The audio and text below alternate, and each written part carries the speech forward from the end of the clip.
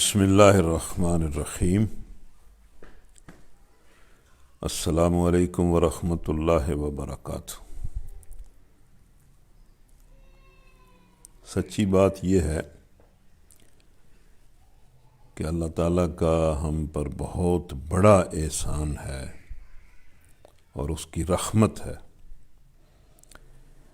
کہ ہم اس طرح روزانہ اکٹھے ہوتے ہیں اور قرآن مجید کا ایک حصہ پڑھتے ہیں، اس کو سمجھنے کی کوشش کرتے ہیں،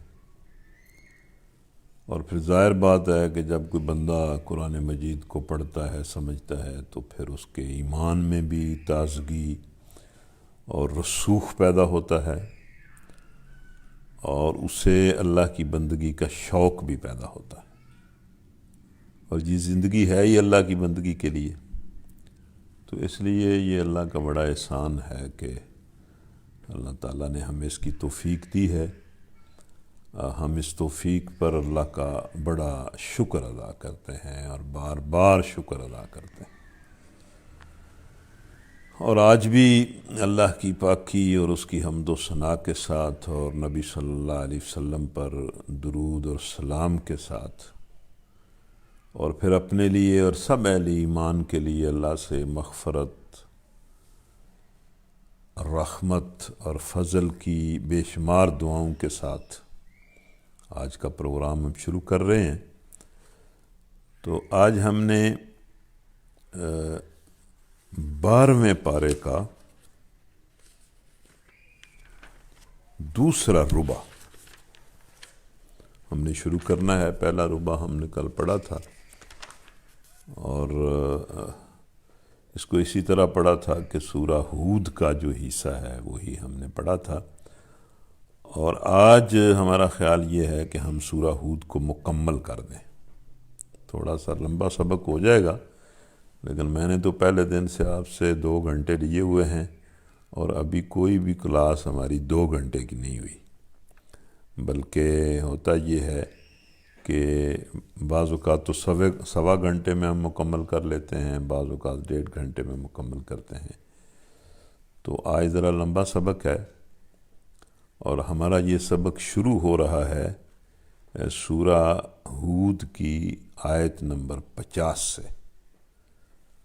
تو یہ بات بھی میں تقریباً روزانہ کرتا ہوں کہ جو بندہ بھی اس قرآن کو سنتا ہے وہ بڑے احترام کے ساتھ سنا کرے اور دھیان کے ساتھ سنا کرے اور اللہ کے حکم کے سامنے سر تسلیم خم کرنے کے لیے سنا کرے۔ یہی 3 باتیں ہیں جو ضروری ہیں اور جن کی بنا پر پھر اللہ تعالی ہم پر اپنا فضل فرمائے گا۔ اعوذ باللہ من الشیطان الرجیم، بسم اللہ الرحمن الرحیم۔ وَإِلَىٰ عَادٍ أَخَاهُمْ هُودًا قَالَ يَا قَوْمِ اعْبُدُوا اللَّهَ مَا لَكُم مِّنْ إِلَٰهٍ غَيْرُهُ إِنْ أَنْتُمْ إِلَّا مُفْتَرُونَ يَا قَوْمِ لَا أَسْأَلُكُمْ عَلَيْهِ أَجْرًا إِنْ أَجْرِيَ إِلَّا عَلَى الَّذِي فَطَرَنِي أَفَلَا تَعْقِلُونَ وَيَا قَوْمِ اسْتَغْفِرُوا رَبَّكُمْ ثُمَّ تُوبُوا إِلَيْهِ يُرْسِلِ السَّمَاءَ عَلَيْكُمْ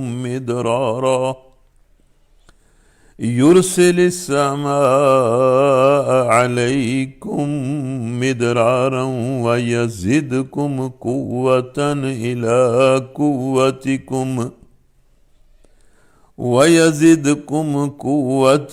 إِلَىٰ قُوَّتِكُمْ وَلَا تَتَوَلَّوْا مُجْرِمِينَ۔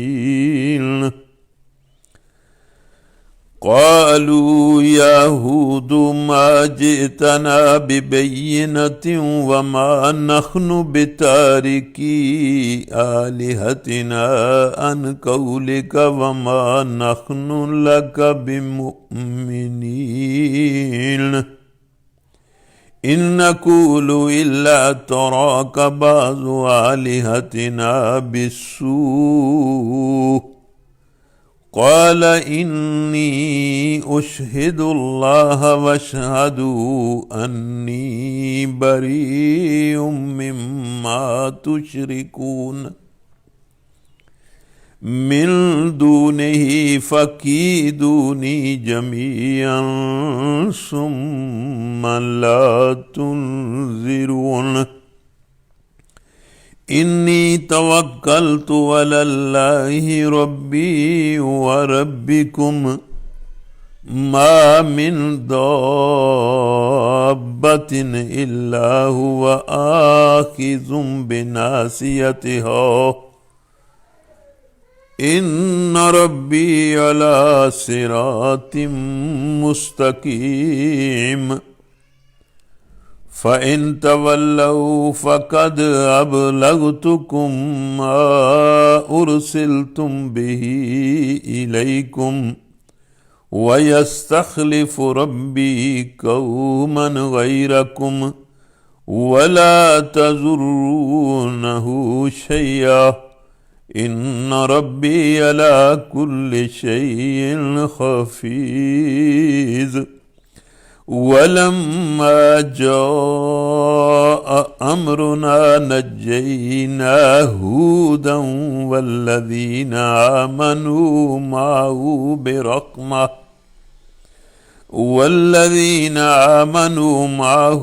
برحمة منا ونجيناهم من عذاب غليظ وتلك عاد جحدوا بآيات ربهم وعصوا رسله واتبعوا أمر كل جبار عنيد وأتبعوا في هذه الدنيا لعنة ويوم القيامة ألا إن عادا كفروا ربهم ألا بعدا لعاد القوم هود صدق اللہ العظیم۔ تو یہ ہمارے سبق کا پہلا رکوع ہے۔ کل بھی یہ بات ہوئی تھی کہ حضرت ابوبکر صدیق رضی اللہ تعالیٰ عنہ نے نبی صلی اللہ علیہ وسلم سے پوچھا کہ اللہ کے رسول میں دیکھ رہا ہوں کہ آپ بوڑھے ہوتے جا رہے ہیں۔ تو نبی صلی اللہ علیہ وسلم نے ان کو جواب دیا کہ ابوبکر مجھے سورہ ہود اور اس کی ہم مضمون صورتوں نے بوڑھا کر دیا ہے۔ تو جب نبی صلی اللہ علیہ وسلم کی اس بات کو اور سورہ ہود کو دیکھا جائے، سورہ ہود کے مضامین کو پڑھا جائے، تو سورہ ہود میں پچھلی قوموں کی تباہی کا ذکر ہے۔ تو پھر نبی صلی اللہ علیہ وسلم کو جو پریشانی اس سے لاحق ہوتی تھی وہ یہی ہوتی تھی کہ اب اس قوم کو سمجھاتے 11 سال ہو گئے ہیں اور مختلف طریقوں سے میں اسے سمجھا رہا ہوں، اور یہ مسلسل ہٹ درمی کا اور تکبر کا مظاہرہ کر رہی ہے۔ تو پھر انہیں احساس ہوتا تھا کہ بھئی جس طرح پچھلی قوموں کو تباہ کر دیا گیا تھا، کہیں میری قوم کو بھی تباہ نہ کر دیا جائے۔ تو یہ غم اور یہ احساس ان کو ہوتا تھا، جس وجہ سے انہوں نے کہا کہ سورہ ہود نے اور اس جیسی صورتوں نے مجھے بوڑھا کر دیا۔ تو یہ سورہ ہود میں پہلے بھی مطلب نوح علیہ السلام کا ذکر آیا ہے، اور اب ہود علیہ السلام کی جو قوم تھی جسے قوم عاد کہا جاتا ہے اس کا ذکر ہے۔ اب اس قوم کے بارے میں بھی آتا ہے کہ یہ بہت مضبوط قوم تھی، بہت طاقتور قوم تھی، بلکہ جسمانی لحاظ سے یہ لوگ بہت ہی مضبوط تھے۔ تو یہ چونکہ پچھلی قوموں کے قصے ہیں، اس لیے کوئی بہت زیادہ ان میں اس طرح کی باتیں نہیں ہیں جن کی کوئی وضاحت کی بہت زیادہ ضرورت ہو۔ میں تو یہ بھی آپ سے کہتا رہتا ہوں کہ اگر قرآن کے متن کو غور سے پڑھا جائے کچھ ترجمے کی مدد سے تو بات ساری واضح ہو جاتی ہے۔ قرآن کوئی فلسفیانہ کتاب نہیں ہے، کوئی بہت زیادہ اس طرح کی کتاب نہیں ہے کہ جو سمجھ نہ آئے، بلکہ عملی زندگی کے بارے میں باتیں ہیں جو بڑی سادگی سے اللہ تعالیٰ نے اور بڑی وضاحت کے ساتھ 2 + 2 = 4 کی طرح بتائی ہیں، تو بات بڑی آسانی سے سمجھ آ جاتی ہے۔ اور عاد کی طرف ہم نے ان کے بھائی ہود کو بھیجا۔ ان الفاظ میں بھی ایک اللہ تعالیٰ کی سنت ظاہر ہوتی ہے کہ اللہ تعالیٰ جس قوم کو ہدایت دینا چاہتا ہے یا زندگی کا مقصد بتانا چاہتا ہے اور اس میں اپنے کسی نبی کو کھڑا کرنا چاہتا ہے تو وہ نبی اسی قوم میں سے ہوتا ہے، انہی میں سے ہوتا ہے۔ تو اس لیے یہ الفاظ ہیں کہ ہم نے اپنی سنت کے مطابق قوم عاد میں بھی انہی میں سے، انہی کے ایک بھائی ہود علیہ السلام کو اٹھایا۔ اس سے یہ بھی ایک سبق ملتا ہے کہ اپنے لوگوں میں زیادہ کام کرنا چاہیے اور اپنے لوگوں میں کام کرنے کی ضرورت ہے۔ اپنی برادری ہے، اپنا علاقہ ہے، اپنی قوم ہے، اپنا وطن ہے، ملک ہے۔ اس کا یہ مطلب تو نہیں ہے کہ باہر تبلیغی مشن نہیں جانے چاہیے، لیکن ظاہر بات ہے کہ بندے کی ذمہ داری بھی پہلی یہی ہے کہ بندہ اپنے لوگوں کو بات سمجھائے، اور اپنے لوگ بات سمجھتے بھی زیادہ ہیں۔ ظاہر ہے وہ ایک بندہ ان کی قوم کا بندہ ہوتا ہے، ان کی زبان ہوتی ہے، تو انہی کو وہ زیادہ اچھے طریقے سے سمجھا سکتا ہے۔ اور عاد کی طرف ہم نے انہی کے بھائی ہود کو بھیجا۔ اس نے کہا، اے برادران قوم، اللہ کی بندگی کرو، تمہارا کوئی خدا اس کے سوا نہیں ہے۔ تم نے جھوٹ گھڑ رکھے ہیں، یعنی جن کو اللہ کو چھوڑ کر جن کے ساتھ تم نے خدائی صفات منسوب کی ہیں، یا جن سے اس طرح دعائیں مانگتے ہو جس طرح اللہ سے مانگنی چاہیے، تو یہ جھوٹ ہے، اس کی کوئی حقیقت نہیں ہے۔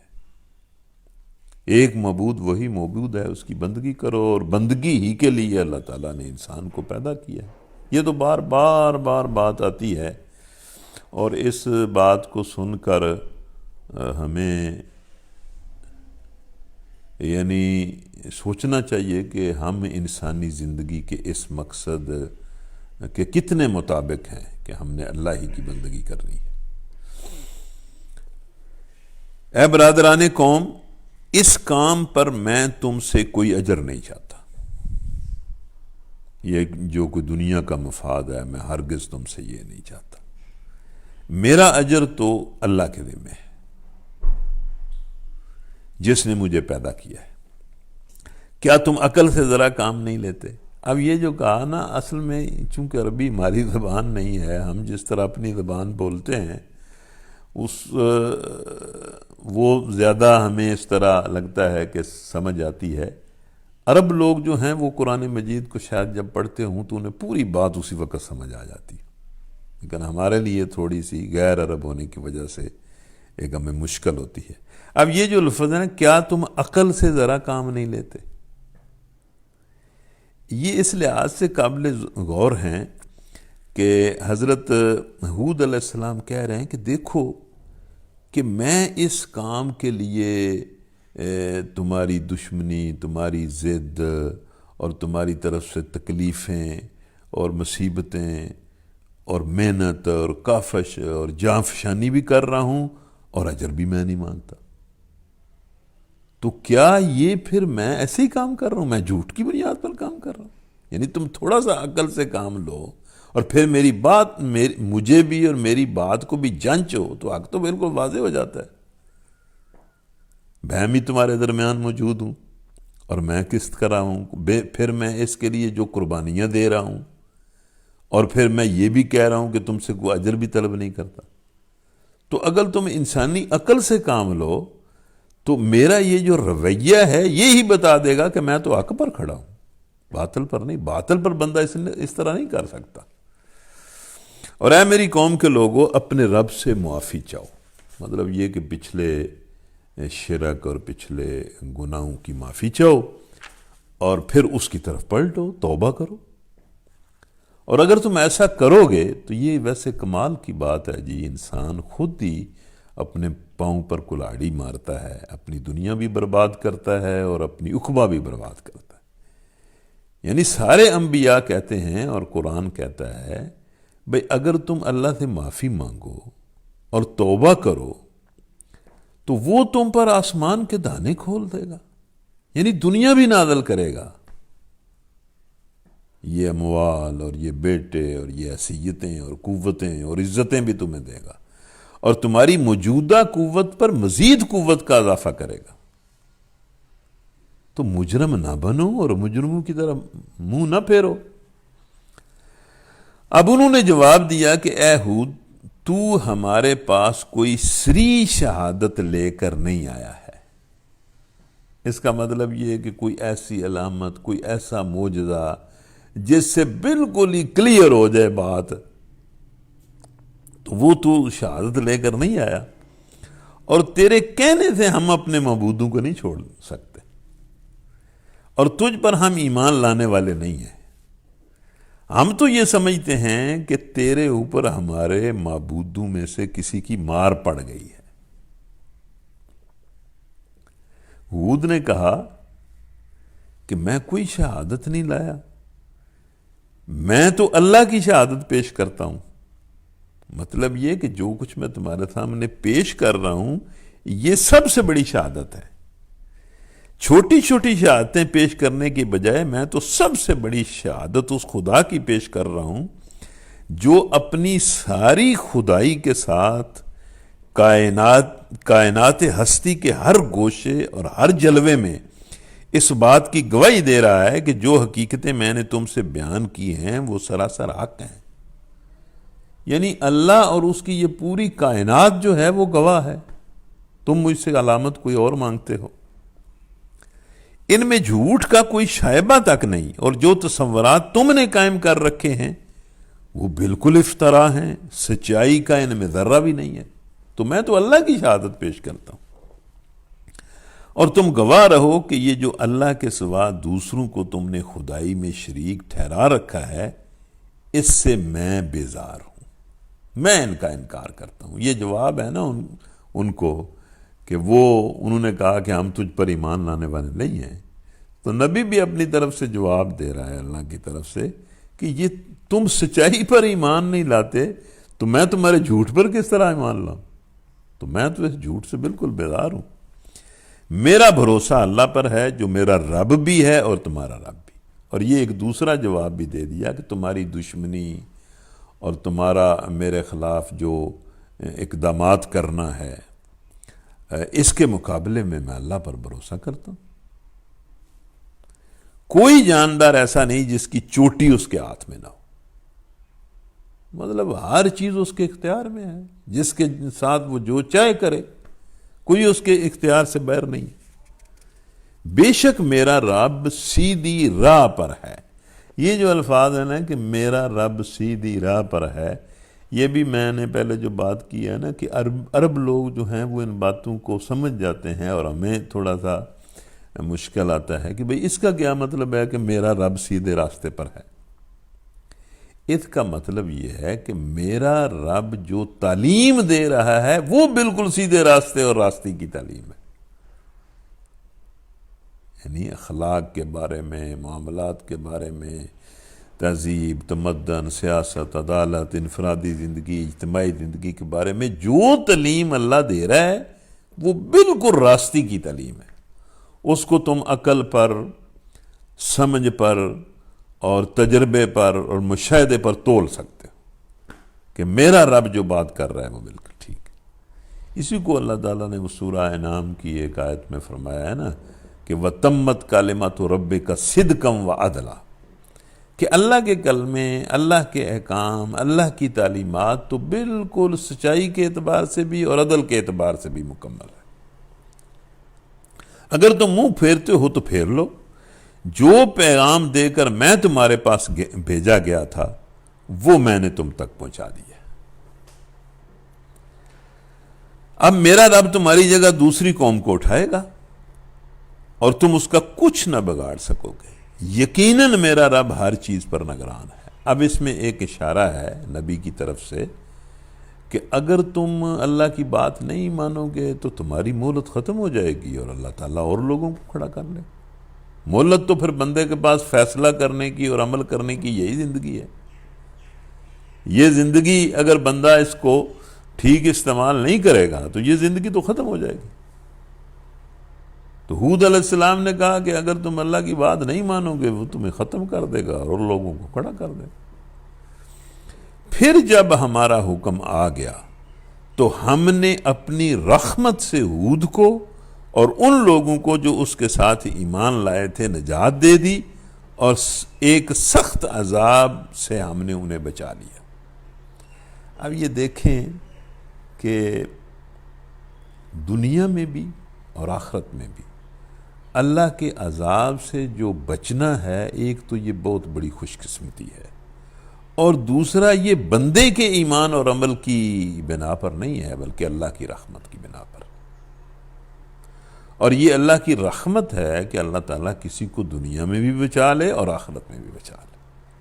تو جب کبھی اس طرح کا جملہ آتا ہے تو میں تو اللہ سے دعا بھی کرتا ہوں اپنے لیے بھی اور آپ کے لیے بھی، اور اپنے اور آپ کے اہل و عیال کے لیے، عزیز و اقارب کے لیے، نسلوں کے لیے بھی، کہ اللہ ہم پر رحمت فرمائے، اپنی رحمت سے ہدایت بھی بخشے، اور ہدایت کا جو انعام ہے کہ وہ دنیا میں بھی عذاب سے بچاتا ہے اور آخرت میں بھی عذاب سے بچاتا ہے، یہ اللہ تعالی ہمیں عطا کرے۔ یہ ہیں عاد، اپنے رب کی آیات سے انہوں نے انکار کیا، اس کے رسولوں کی بات نہ مانی۔ اب یہ بھی لفظ قابل غور ہے، یہ نہیں اللہ نے کہا کہ اس کے رسول کی بات نہیں مانی، یعنی حالانکہ ان کے پاس تو ہود علیہ السلام ہی آئے تھے، وہ ایک ہی رسول تھے، مطلب اس قوم کے پاس زیادہ رسول تو نہیں آئے، ایک ہی رسول تھے، لیکن اللہ نے یہ نہیں کہا کہ اس قوم نے رسول کا انکار کیا، رسول کی بات نہیں مانی، بلکہ رسولوں کی بات نہیں مانی۔ اس کا مطلب یہ ہے کہ جو بندہ ایک رسول کا انکار کرتا ہے گویا وہ سارے رسولوں کا انکار کرتا ہے، اس لیے کہ سارے رسولوں کی بات ایک ہی ہے۔ تو یہاں پر اس لیے اللہ تعالیٰ نے یہ لفظ بولے کہ انہوں نے رسولوں کی بات نہیں مانی۔ جو بھی بندہ کسی ایک رسول کا انکار کرتا ہے وہ گویا سارے رسولوں کا انکار کرتا ہے۔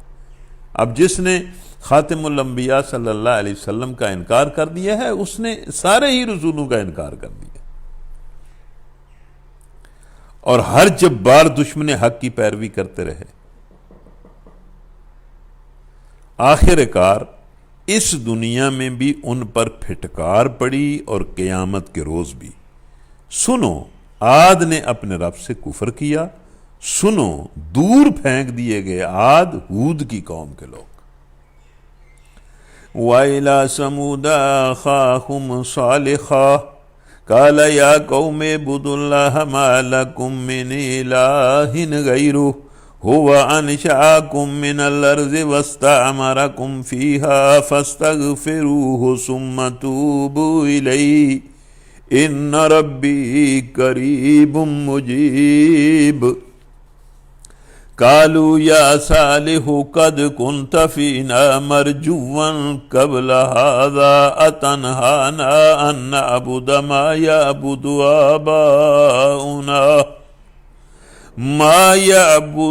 آباؤنا وإننا لفي شك مما تدعونا إليه مريب۔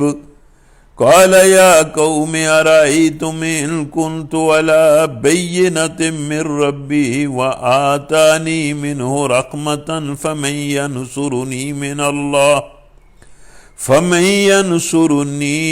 الله إن عصيته فما تزيدونني غير تخسير۔ وَيَا قَوْمِ هَٰذِهِ نَاقَةُ اللَّهِ لَكُمْ آيَةً فَذَرُوهَا تَأْكُلْ فِي أَرْضِ اللَّهِ وَلَا تَمَسُّوهَا بِسُوءٍ فَيَأْخُذَكُمْ عَذَابٌ قَرِيبٌ۔ فعقروها فقال تمتعوا في داركم 3 أيام ذلك وعد غير مكذوب فلما جاء أمرنا نجينا صالحا والذين آمنوا معه برحمة منا ومن خزي يومئذ إن ربك هو القوي العزيز وأخذ الذين ظلموا الصيحة فأصبحوا في ديارهم جاثمين كأن لم يغنوا فيها ألا إن ثمود كفروا ربهم ألا بعدا لثمود۔ قوم نوح کا قصہ بیان ہوا، پھر قوم عاد کا قصہ بیان ہوا، اور اب اس رکوع میں قوم صالح علیہ السلام، قوم سمود، جن کی طرف اللہ تعالیٰ نے انہی میں سے حضرت صالح علیہ السلام کو بھیجا۔ تو یہ پچھلے انسانوں کی کہانیاں ہیں، اور پچھلے انسانوں کی کہانیاں جو ہیں وہ عبرت کے لیے بیان ہوئی ہیں۔ اس لیے ہمیں بھی ظاہر ہے اس پر سوچنا چاہیے کہ ہم کو پہلی دفعہ تو دنیا میں پیدا نہیں ہوئے، بے شمار پیدا ہوئے چلے گئے، تو ہمارا بھی وقت ختم ہو جانا ہے، ہم نے بھی چلے جانا ہے۔ وقت تو تیزی سے گزر جاتا ہے، ایک دن کا وقت جو دن گزر جاتا ہے وہ دن دوبارہ تو پھر نہیں آتا۔ اس دن میں اگر کسی بندے نے نماز نہیں پڑھی یا نماز باجماعت نہیں پڑھی یا کوئی نیک عمل نہیں کیا تو وہ دن تو پھر دوبارہ نہیں آئے گا۔ اسی طرح زندگی کا معاملہ ہے۔ ابوبکر صدیق جو ہیں وہ کہتے ہیں نا کہ بھئی ایک بندہ مومن کو ماتم کرنا چاہیے اپنے اس دن پر کہ جو گزر جائے اور اس میں وہ کوئی قابل ذکر نیکی نہ کرے۔ تو مطلب یہ کہ وقت تو گزر جاتا ہے، تو یہ پچھلی قومیں ہیں، ظاہر ہے اب یہ ختم ہو گئی ہیں، تباہ ہو گئی ہیں، تو اسی طرح ہم نے بھی انہی پچھلوں میں ہی داخل ہو جانا ہے، ماضی بن جانا ہے۔ تو اس لیے ان قصوں سے فائدہ اٹھانا چاہیے اور عبرت حاصل کرنی چاہیے۔ میں آپ سب کو فرداً کہتا ہوں کہ آپ کا بھی ہر دن جو ہے وہ ماضی بنتا جا رہا ہے، اور ایک دن آپ خود بھی ماضی بن جائیں گے۔ اور سمود کی طرف ہم نے ان کے بھائی صالح علیہ السلام کو بھیجا۔ اس نے کہا اے میری قوم کے لوگوں، اللہ کی بندگی کرو، مطلب اپنی جو اختیاری زندگی ہے اس میں پوری طرح اللہ کے حکم کے سامنے سر تسلیم خم کرو، اس کی پرستش بھی کرو، اس کی غلامانہ اطاعت بھی کرو، اور اس کے سوا تمہارا کوئی خدا نہیں ہے، وہی ہے جس نے تم کو زمین سے پیدا کیا اور یہاں تم کو بسایا ہے، لہٰذا تم اس سے معافی چاہو، مطلب جو کچھ کر چکے ہو پہلے، جس شرک میں گناہوں میں مبتلا تھے، اس سے معافی چاہو اور اس کی طرف پلٹ آؤ، یقیناً میرا رب قریب ہے اور وہ دعاؤں کا جواب دینے والا ہے۔ اب اس میں ایک بات سمجھنے والی ہے کہ یہ جو مشرکین ہیں یہ ہمیشہ سے ایک نظریہ رکھتے ہیں کہ یہ جو بت ہیں یہ ہمیں اللہ کا قرب دیتے ہیں اور اللہ سے ہمارے مطالبات اور ہماری سفارشیں اور ہماری دعائیں جو ہیں وہ منواتے ہیں۔ گویا ان کا اللہ کے بارے میں نظریہ یہ ہے کہ جس طرح دنیا کے بادشاہ جو ہوتے ہیں جن کو درباریوں کی ضرورت ہے، پھر دفاتر کی ضرورت ہے، پھر ان تک پہنچنے کے لیے کئی جو ہیں وہ راستے ہیں، کئی ذریعے ہیں، تو اسی طرح اللہ تعالیٰ بھی جو ہے وہ کوئی ایسی ہستی ہے کہ جس کے کچھ مقرب ہوتے ہیں اور جو اس کا وسیلہ بنتے ہیں۔ تو یہ شروع سے مشرکین کا ایک خیال رہا ہے، لیکن اللہ تعالیٰ نے یہ کہا کہ نہیں، وہ قریب ہے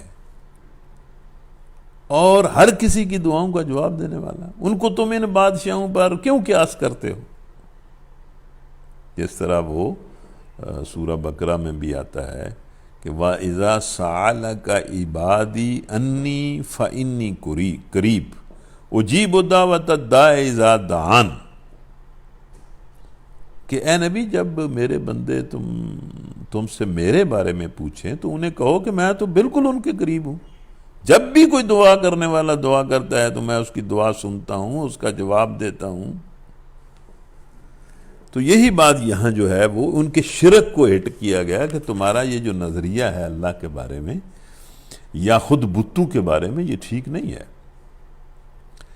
انہوں نے کہا کہ اے صالح، اس سے پہلے تو ہمارے درمیان ایسا شخص تھا جس سے بڑی توقعات وابستہ تھیں۔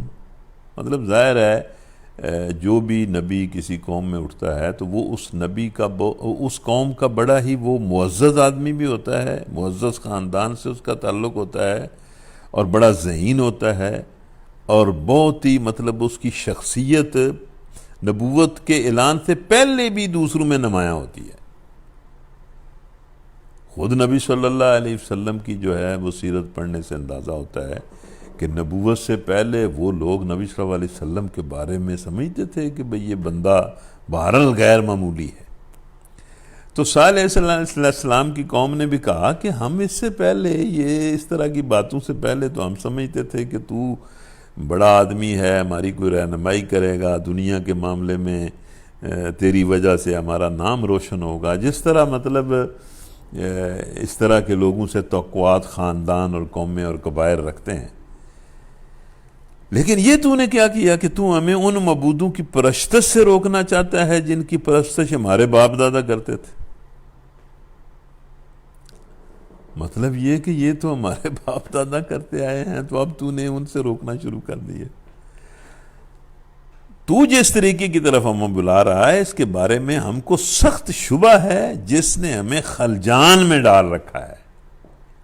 اب یہ جو خلجان میں ڈال رکھا ہے، اس سے تھوڑا سا ایک سوال پیدا ہوتا ہے کہ بھئی یہ جو حق کی دعوت ہے بندے کو یقین کی بجائے خلجان میں ڈال دیتی ہے، اس کا کیا مطلب ہے؟ اس کا مطلب یہ ہے کہ جس سوسائٹی میں بھی نبی حق کی بات لے کر آتا ہے، اس سوسائٹی کے لوگ خواہ اس کا انکار بھی کر دیں، لیکن اس دعوت کے اندر اتنا زور ہوتا ہے کہ وہ ان کے ذہن و ضمیر پر دستک دیتی ہے، اور وہ اس حق پر بھی پوری طرح، اس باطل پر بھی پوری طرح کھڑے رہ نہیں سکتے۔ تو مطلب یہ کہ اس سوسائٹی کو مطلب ایک ایسی کیفیت کے اندر وہ دعوت ڈال دیتی ہے کہ ان لوگوں کو اپنے آپ پر بھی مطلب اس طرح یقین پہلے بھی نہیں ہوتا، لیکن یہ کہ جب نبی آ جاتا ہے تو ان پر باطل نمایاں ہوتا چلا جاتا ہے، لیکن باطل کے ساتھ ان کے مفادات ہوتے ہیں، اس کو چھوڑ نہیں سکتے۔ اس کیفیت کو خلجان کہا گیا ہے۔ یہ خلجان نہیں ہے کہ ان پر حق واضح نہیں ہوتا، واضح ہو جاتا ہے، لیکن یہ کہ اس کو قبول کرنا ان کے لیے مشکل ہو جاتا ہے۔ صالح علیہ السلام نے کہا ہے برادران قوم، تم نے کچھ اس بات پر بھی غور کیا کہ اگر میں اپنے رب کی طرف سے ایک صاف شہادت رکھتا تھا، یہ ہر نبی کے بارے میں آتا ہے نا کہ اللہ تعالیٰ نے جس کو نبی بنانا ہوتا ہے اس کا پہلے ہی ذہن توحید کی طرف راغب ہو جاتا ہے، اور اپنی عقل اور اپنی سمجھ کو استعمال کر کے وہ اس دنیا کے بارے میں یہ اس کے ذہن میں بات ہوتی ہے کہ اس کو ایک اللہ نے پیدا کیا ہے، اور پھر اوپر سے اللہ تعالیٰ وحی کے ذریعے اس کی تصدیق بھی کر دیتا ہے، اور پھر اس نے اپنی رحمت سے مجھ کو نواز بھی دیا، یعنی نبوت سے، اس علم حق سے، اپنی طرف سے اس نے مجھے آگاہ بھی کر دیا۔ تو اس کے بعد اللہ کی پکڑ سے مجھے کون بچائے گا اگر میں اس کی نافرمانی کروں؟ یعنی اتنے حق واضح ہونے کے بعد اگر میں تمہاری بات مانوں تو پھر اللہ کی پکڑ سے مجھے کون بچائے گا؟ تم میرے کس کام آ سکتے ہو سوائے اس کے کہ مجھے اور زیادہ خسارے میں ڈال دو۔ یعنی اگر میں اپنی بصیرت کے خلاف اور اس علم کے خلاف جو اللہ نے مجھے دیا ہے، میں تم کو خوش کرنے کے لیے میں اللہ کی نافرمانی کی تو میں تو سخت خسارے میں پڑ جاؤں گا۔ اور اے میری قوم کے لوگوں، دیکھو یہ اللہ کی اونٹنی تمہارے لیے ایک نشانی ہے۔ وہ اونٹنی، اس کو وہ بھی تسلیم کرتے تھے کہ یہ واقعی معجزہ ہے۔ تو نبی نے کہا کہ بھئی یہ اونٹنی ایک نشانی ہے، اس خدا کی زمین میں چرنے کے لیے اسے آزاد چھوڑ دو، اس سے اگر ذرا بھی تم تعرض کرو گے تو پھر اللہ کے عذاب میں دیر نہیں لگے گی۔ اب ہم اس نشانی کی پوری کیفیت کو تو ظاہر ہے ہم نہیں سمجھ سکتے، لیکن یہ کہ قرآن کے الفاظ بہرحال یہ ظاہر کرتے ہیں کہ وہ اونٹنی اس پوری قوم کے لیے ایک نشانی بھی تھی اور ایک آزمائش بھی تھی، دونوں چیزیں تھیں، کہ اللہ تعالیٰ نے جس طرح اسے پیدا کیا اور جس طرح کی وہ اونٹنی تھی ان کو سمجھ بھی آ رہی تھی کہ یہ واقعی ایک معجزہ ہے، اور دوسری طرف اس کی وجہ سے وہ آزمائش میں پڑ گئے کہ نبی علیہ السلام نے کہا کہ ایک دن یہ پانی پیے گی اور ایک دن پانی تم استعمال کرو، یہ ان کے لیے ایک آزمائش بھی تھی، اور پھر نبی نے یہ بھی کہہ دیا کہ اگر تم اس سے تعرض کرو گے، اس کو نقصان پہنچاؤ گے تو اللہ کا عذاب آ جائے گا۔ مگر انہوں نے کچھ دیر تو صبر کیا، پھر انہوں نے اونٹنی کو قتل کر دیا۔ اس پر صالح علیہ السلام نے ان کو خبردار کر دیا کہ بس اب 3 دن اپنے گھروں میں رہ بس لو، یہ ایسی میعاد ہے جو جھوٹی ثابت نہیں ہوگی، اب تم بچ نہیں سکتے۔ آخر کار جب ہمارے فیصلے کا وقت آ گیا تو ہم نے اپنی رحمت سے صالح کو اور ان لوگوں کو جو اس کے ساتھ ایمان لائے تھے بچا لیا، اور اس دن کی رسوائی سے ان کو محفوظ کر دیا۔ بے شک تیرا رب ہی دراصل طاقتور اور بالادست ہے۔ رہے وہ لوگ جنہوں نے ظلم کیا تھا تو ایک سخت دھماکے نے ان کو دھر لیا، اور وہ اپنی بستیوں میں اس طرح بے حس و حرکت پڑے کے پڑے رہ گئے کہ گویا وہ وہاں کبھی بسے ہی نہ تھے۔ سنو، سمود نے اپنے رب سے کفر کیا اور سمود دور پھینک دیے گئے۔ اب یہ پھر جملے جو ہیں یہ اس دعا کے متقاضی ہیں کہ ہم سب اللہ سے دعا کریں کہ اللہ تعالی ہم پر دنیا میں بھی رحمت فرمائے اور آخرت میں بھی رحمت فرمائے، اور اس کی رحمت کی نشانی، علامت یا ذریعہ اس کا دین ہے، اس کو ہم قبول کر لیں اور اس کے مطابق زندگی گزاریں تو ہم پر وہ رحم کرے گا۔ ورنہ جس طرح اس کے نافرمان بندے دور پھینک دیے گئے، اسی طرح خدا نخواستہ اگر ہم لوگ اس کے راستے سے بغاوت کریں گے تو وہ بھی ہمیں بھی دور پھینک دے گا۔ اللہ تعالی ہمیں اپنی امان میں رکھے۔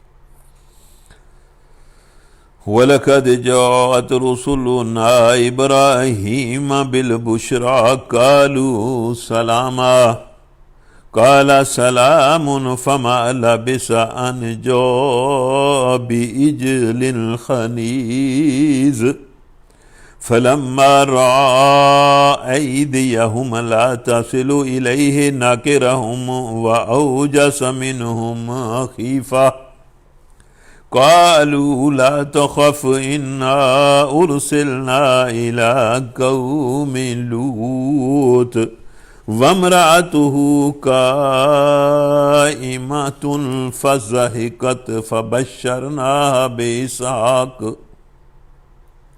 ومن وراء إسحاق يعقوب قالت يا ويلتى آلد وأنا عجوز وهذا بالي شيخا إن هذا لشيء عجيب قالوا أتعجبين من أمر الله رحمة الله وبركاته عليكم أهل البيت إنه حميد مجيد فلما ذهب عن إبراهيم الروع وجاءته البشرى يجادلنا في قوم لوط إن إبراهيم لحليم أواه منيب يا إبراهيم أعرض عن هذا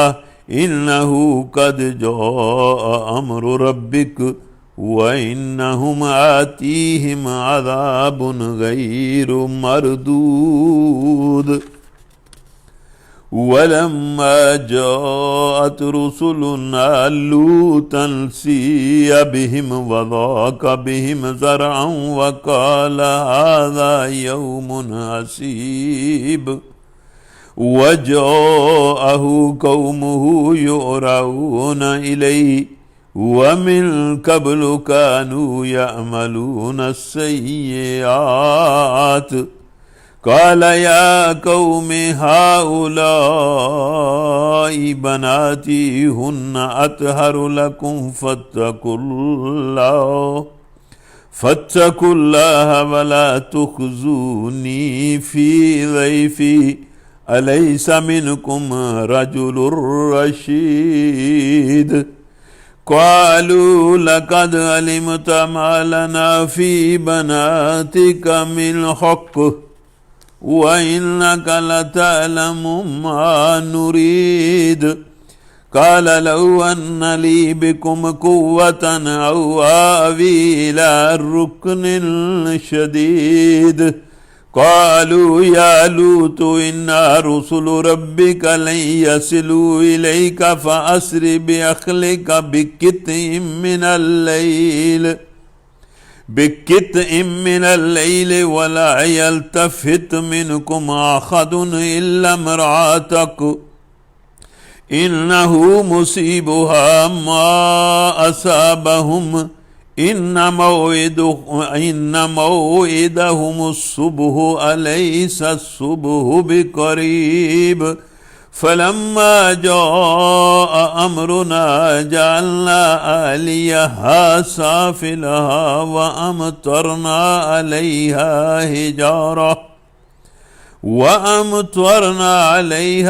حجارة من سجيل منضود مسومة عند ربك وما هي من الظالمين ببعيد۔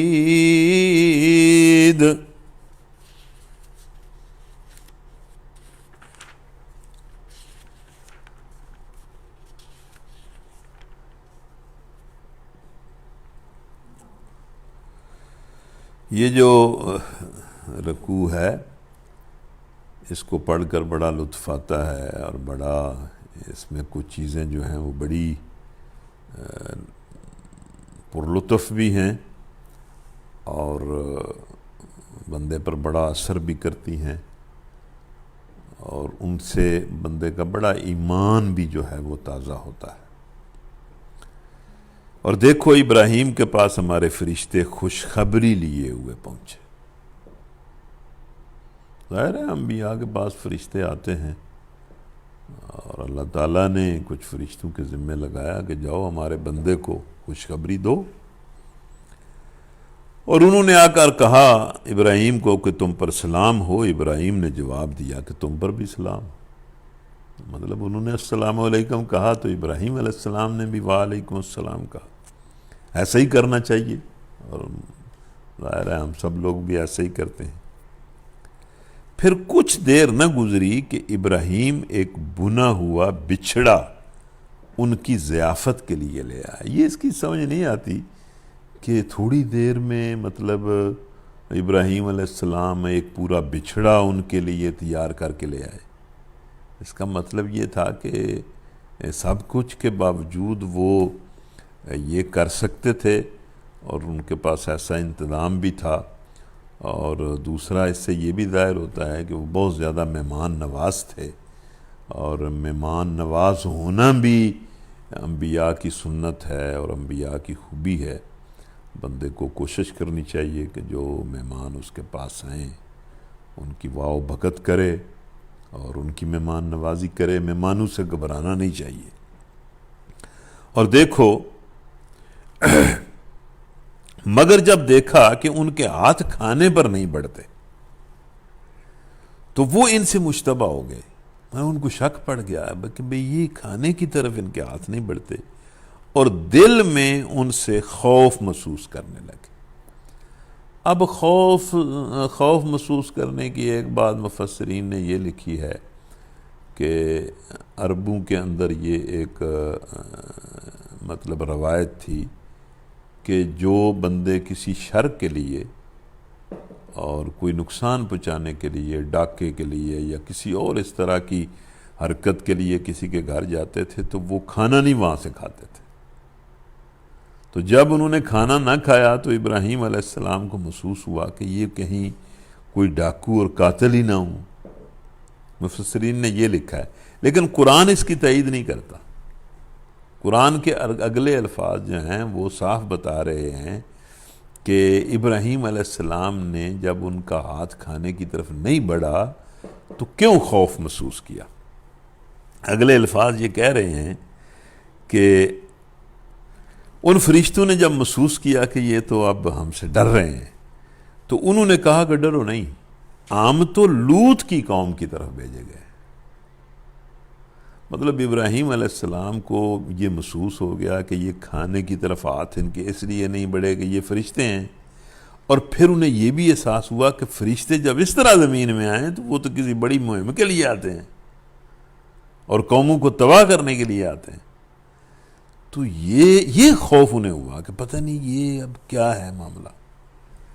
تو پھر انہوں نے جب محسوس کیا فرشتوں نے کہ ابراہیم علیہ السلام تو ہم سے ڈر رہے ہیں، تو انہوں نے کہا کہ ہم قوم لوط کی طرف آئے۔ ابراہیم کی بیوی بھی کھڑی ہوئی تھی، مطلب سارے گھر والے جو ہیں وہ ظاہر مہمان بھی تھے، الرٹ تھے، اور ہو سکتا ہے کہ ابراہیم علیہ السلام کا یہ احساس کہ یہ فرشتے ہیں یہ کسی طرح بیوی تک بھی منتقل ہو گیا ہو اور وہ بھی خوف زدہ ہوں۔ تو وہ یہ سن کر انس دی کا مطلب یہاں یہ ہے کہ بھئی ان کی گھبراہٹ دور ہو گئی اور وہ مطمئن ہو گئیں اور خوش ہو گئیں کہ بھئی یہ فرشتے جو آئے ہیں یہ اس قوم کو تباہ کرنے کے لیے نہیں آئے۔ پھر ہم نے اس کو اسحاق کی اور اسحاق کے بعد یعقوب کی خوشخبری دی، یعنی ابراہیم علیہ السلام کو جو خوشخبری دینے کے لیے آئے تھے وہ فرشتے، وہ تو اولاد کی خوشخبری تھی۔ ویسے تو اس وقت ابراہیم علیہ السلام کے پاس حضرت حاجرہ علیہ السلام کے بطن سے اسماعیل موجود تھے، لیکن سارہ کے پاس کوئی اولاد نہیں تھی۔ تو یہ حضرت سارہ کا ذکر ہے، اور یہ جو بیوی ہیں وہی سارہ ہیں۔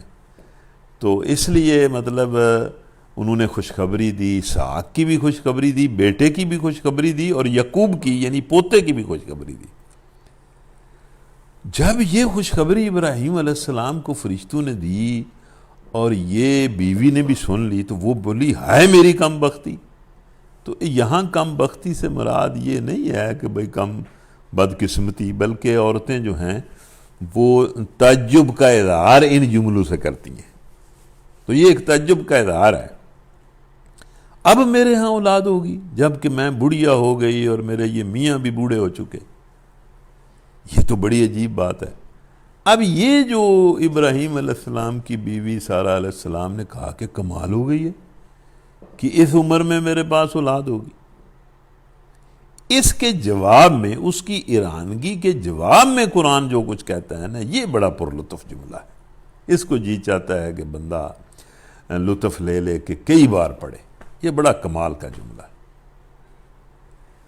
اس کے بعد اللہ نے فرمایا، یا ان فرشتوں نے کہا قَالُوا وَتَعْجَبِينَ مِنْ أَمْرِ اللَّهِ رَحْمَةُ اللَّهِ وَبَرَكَاتُهُ عَلَيْكُمْ أَهْلَ الْبَيْتِ إِنَّهُ حَمِيدٌ مَجِيدٌ۔ یہ جملہ مجھے تو بہت ہی اچھا لگتا ہے۔ ظاہر ہے قرآن کے سارے ہی جملے بہت اچھے ہیں، لیکن اس جملے کو پڑھ کے بڑا لطف آتا ہے اور بار بار پڑھنے کو جی چاہتا ہے۔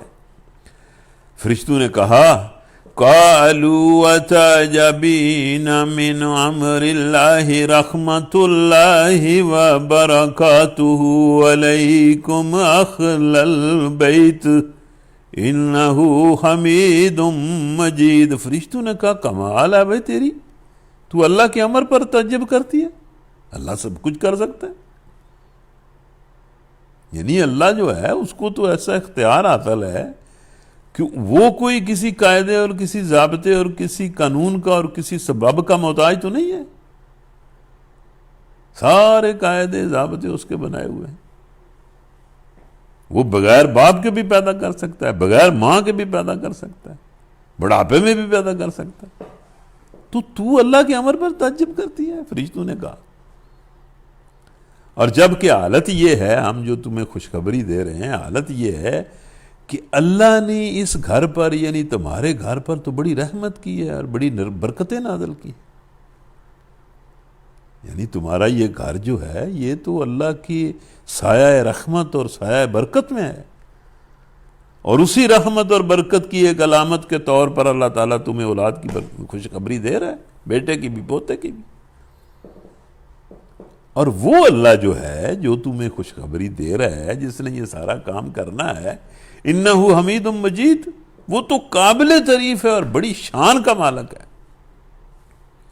تو اس لیے یہاں میرا بھی جی چاہتا ہے کہ ہم بھی دعا کریں کہ اے اللہ تو حمید بھی ہے اور مجید بھی ہے، ہمیں ایمان بھی دے، تقوی بھی دے، اور بڑھ چڑھ کر نیکیاں کرنے کی توفیق بھی دے، اور اپنی طرف سے برکتیں بھی عطا فرما، اور ہمیں مستجاب الدعوات بنا، ہماری اچھی دعاؤں کو قبول فرما، اور ہم پر رحم فرما، اور ہماری قوم پر بھی رحم فرما۔ یہ قوم جو ہے جس فساد اور جس بگاڑ کا شکار ہے اور دن بدن ہوتی جا رہی ہے، یا اللہ تو حمید و مجید ہے، اس قوم کو اپنے دین کے ذریعے بچا لے۔ فلما ذهب عن ابراہیم الروح وجاءته البشرى يجادلنا فی قوم لوط۔ اس کے بعد کیا ہوا؟ اب جب مطلب یہ خوشخبری بھی فرشتوں نے سنا دی تو ابراہیم کی گھبراہٹ دور ہو گئی کہ بھئی یہ فرشتے آئے تو ہیں لیکن میری قوم پر نہیں آئے۔ اور وہ جانتے بھی ہوں گے کہ لوط علیہ السلام کی قوم کی حالت کیا ہے۔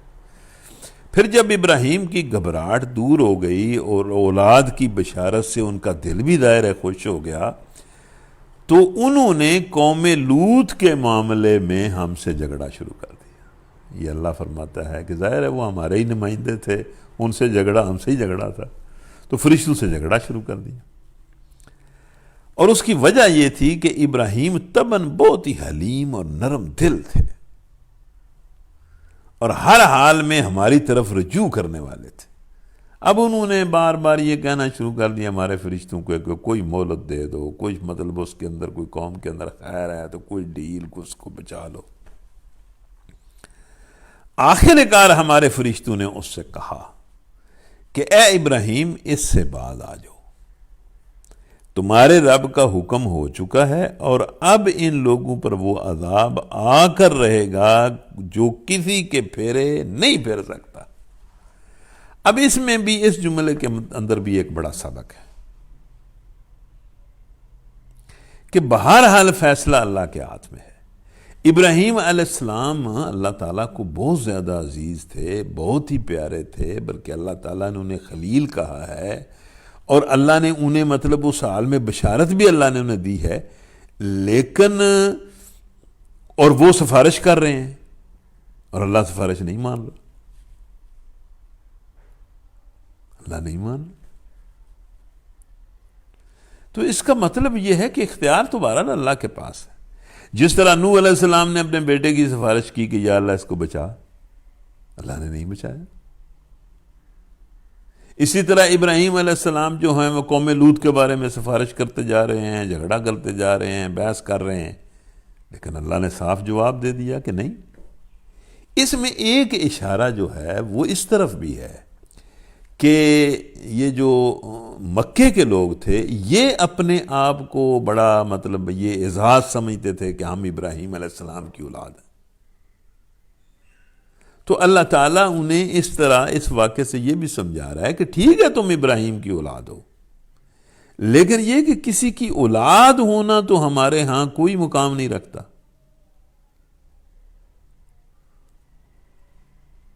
تو اگر تم ٹھیک نہیں ہوگے تو ابراہیم کی اولاد ہونے کے باوجود تباہ ہو جاؤ گے۔ اور جب ہمارے فرشتے لوط کے پاس پہنچے تو ان کی آمد سے وہ گھبرا گیا اور دل تنگ ہوا اور کہنے لگا کہ آج بڑی مصیبت کا دن ہے۔ مطلب یہ تو اس کی تو وضاحت کرتے ہوئے بھی ایک شرم سی آتی ہے، ایک حجاب اور حیا سا آتا ہے کہ فرشتے چونکہ مطلب نو عمر لڑکوں کی شکل میں آئے تھے، اور لوط علیہ السلام کو پتہ تو نہیں تھا کہ یہ فرشتے ہیں، اور وہ اپنی قوم کی حالت جانتے تھے کہ قوم تو انتہائی گندی اور غلیظ ہو چکی ہے۔ اپنی خواہش کو پورا کرنے کے لیے اب قوم جو ہے بچوں پر پل پڑے گی، تو میں کیا کروں گا؟ ان مہمانوں کا آنا تھا کہ اس کی قوم کے لوگ بے اختیار اس کے گھر کی طرف دوڑ پڑے۔ کمال ہے، بہت ہی برے لوگ تھے، گٹر کے گندوں سے بھی، گٹر کے کیڑوں سے بھی زیادہ گندے ہو چکے تھے، پہلے سے وہ ایسی ہی بدکاریوں کے خوگر تھے۔ لوط نے ان سے کہا بھائیو یہ میری بیٹیاں موجود ہیں، یہ تمہارے لیے پاکیزہ تر ہیں۔ مطلب یہ اس کا یہ نہیں تھا بھائی تم بیٹیوں کے ساتھ بدکاری کرو، اس کا مطلب یہ تھا کہ اللہ کے حکم کے مطابق فطرت کی راہ پر چلو، کچھ خدا کا خوف کرو اور میرے مہمانوں کے معاملے میں مجھے ذلیل نہ کرو، یہ کوئی میرے مہمان ہیں، تم میں کوئی ایک بھلا آدمی بھی نہیں ہے۔ انہوں نے جواب دیا، آپ اندازہ کریں کہ وہ کس حد تک گر چکے تھے، اور واقعی بعض لوگوں کی باتیں جو ہیں وہ ایسی ہوتی ہیں کہ بندہ حیران ہو جاتا ہے۔ انہوں نے جواب دیا تجھے معلوم ہی ہے کہ تیری بیٹیوں میں ہمارا کوئی حصہ نہیں ہے۔ مطلب یہ کہ جس غیر فطرتی طریقے کو انہوں نے اختیار کیا ہوا تھا وہی اس کی ان کو لت لگ چکی تھی، اور مطلب اسی میں غرق ہو گئے تھے۔ جب اس حد تک انہوں نے کہا اور کہنے لگے تو یہ بھی جانتا ہے کہ ہم چاہتے کیا ہیں؟ لوط انتہائی تنگ دل ہو کر لوط علیہ السلام بولے کاش میرے پاس اتنی طاقت ہوتی کہ تمہیں سیدھا کر دیتا۔ ہے بندہ مطلب کتنا جب مجبور ہو جاتا ہے تو بندہ یا کوئی مضبوط سہارا ہی ہوتا کہ اس کی پناہ میں لے لیتا۔ تب فرشتوں نے اس سے کہا کہ اے لوط گھبرانے والی بات ہی کوئی نہیں ہے، ہم تو تیرے رب کے بھیجے ہوئے فرشتے ہیں، ان کا تو ابھی رگڑا نکلنے والا ہے، یہ لوگ تیرا کچھ نہیں بگاڑ سکتے، بس تو خود کچھ رات رہے اپنے اہل و عیال کو لے کر نکل جا، اور دیکھو تم میں سے کوئی شخص پیچھے پلٹ کر نہ دیکھے، جلدی جلدی نکل جاؤ۔ جو ایریا مطلب عذاب کے لیے اللہ نے متعین کیا ہے، کہیں ایسا نہ ہو کہ تم اسی ایریے میں رہ جاؤ اور عذاب آ جائے، نکل جاؤ جلدی جلدی۔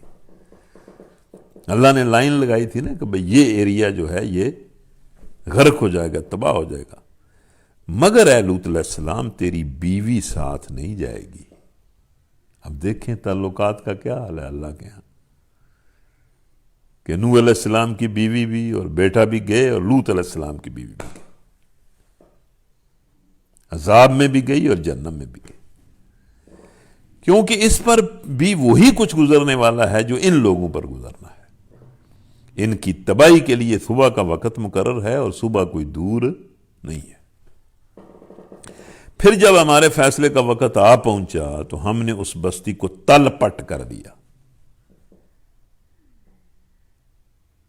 اللہ جو چاہے کرے، اور اس پر پکی ہوئی مٹی کے پتھر تابڑ توڑ برسائے، جن میں سے ہر پتھر تیرے رب کے ہاں نشان زدہ تھا۔ یعنی ہر پتھر کو پتا تھا کہ میں نے کیا کرنا ہے، اور ہر پتھر جو ہے جس کام کے لیے، جس تباہی کے لیے اللہ نے اس کو متعین کیا تھا، اس پتھر سے وہی تباہی آتی تھی۔ اور ظالموں سے یہ سزا کچھ دور نہیں ہے۔ اور ظاہر ہے جو بھی ظلم کرتے ہیں، اللہ کا انکار کرتے ہیں، اس کی نافرمانی کرتے ہیں، اور فساد اور گمراہی کے راستے پر چلتے ہیں، ان سے یہ عذاب دور نہیں ہوتا۔ وَإِلَى مَدْيَنَ أَخَاهُمْ شُعَيْبًا قال يا قوم اعبدوا الله ما لكم من إله غيره ولا تنقصوا المكيال والميزان إني أراكم بخير وإني أخاف عليكم عذاب يوم محيط ويا قوم أوفوا المكيال والميزان بالقسط ولا تبخسوا الناس أشياءهم ولا تبخسوا الناس أشياءهم ولا تعثوا في الأرض مفسدين بقیت اللہ خیر لکم ان کنتم مؤمنین وما انا علیکم بحفیظ قالوا یا شعیب اصلاتک تأمرک ان نترک ما یعبد آباؤنا وان نفعل فی اموالنا ما نشاء انک لانت الحلیم الرشید قال یا قوم ارأیتم ان کنت علی بینۃ من ربی ورزقنی منہ رزقا حسنا وما اريد ان اخالفكم الى ما انهاكم عنه ان اريد الا الاصلاح ما استطعت وما توفيقي الا بالله عليه توكلت واليه انيب وَيَا قَوْمِ لَا يَجْرِمَنَّكُمْ شِقَاقِي أَن يُصِيبَكُم مِّثْلُ مَا أَصَابَ قَوْمَ نُوحٍ أَوْ قَوْمَ هُودٍ أَوْ قَوْمَ صَالِحٍ وَمَا قَوْمُ لُوطٍ مِّنكُم بِبَعِيدٍ وَاسْتَغْفِرُوا رَبَّكُمْ ثُمَّ تُوبُوا إِلَيْهِ إِنَّ رَبِّي رَحِيمٌ وَدُودٌ قالوا يا شعيب ما نفقه كثيرا مما تقول وإنا لنراك فينا ضعيفا ولولا رحتك لرجمناك وما أنت علينا بعزيز قال يا قوم أرختي أعز عليكم من الله واتخذتموه وراءكم ذخريا ان ربي بما تعملون محيط ويا قوم اعملوا على مكانتكم اني عامل سوف تعلمون من ياتيه عذاب يخزيه ومن هو كاذب وارتقبوا إني معكم رقيب ولما جاء أمرنا نجينا شعيبا والذين آمنوا معه برحمة منا وأخذت الذين ظلموا الصيحة فأصبحوا في ديارهم جاثمين كأن لم يغنوا فيها ألا بعدا لمدين كما بعدت ثمود۔ تو یہ جس طرح قوم نوح کا ذکر ہے، قوم عاد کا ذکر ہے، قوم سمود کا ذکر ہے، اور پھر ابراہیم علیہ السلام کا یہ واقعہ اور قوم لوط کا ذکر ہے، تو اس سے ایک بات یہ ظاہر ہوتی ہے کہ یہ جو کفر ہے اس کی بنا پر مختلف قسم کی نافرمانیاں اور مختلف قسم کے فساد اور گناہ اور زندگی میں مختلف قسم کا بگاڑ پیدا ہوتا ہے۔ اب قوم لوط کے اندر جو بگاڑ تھا وہ بے حیائی بدکاری کا بگاڑ تھا۔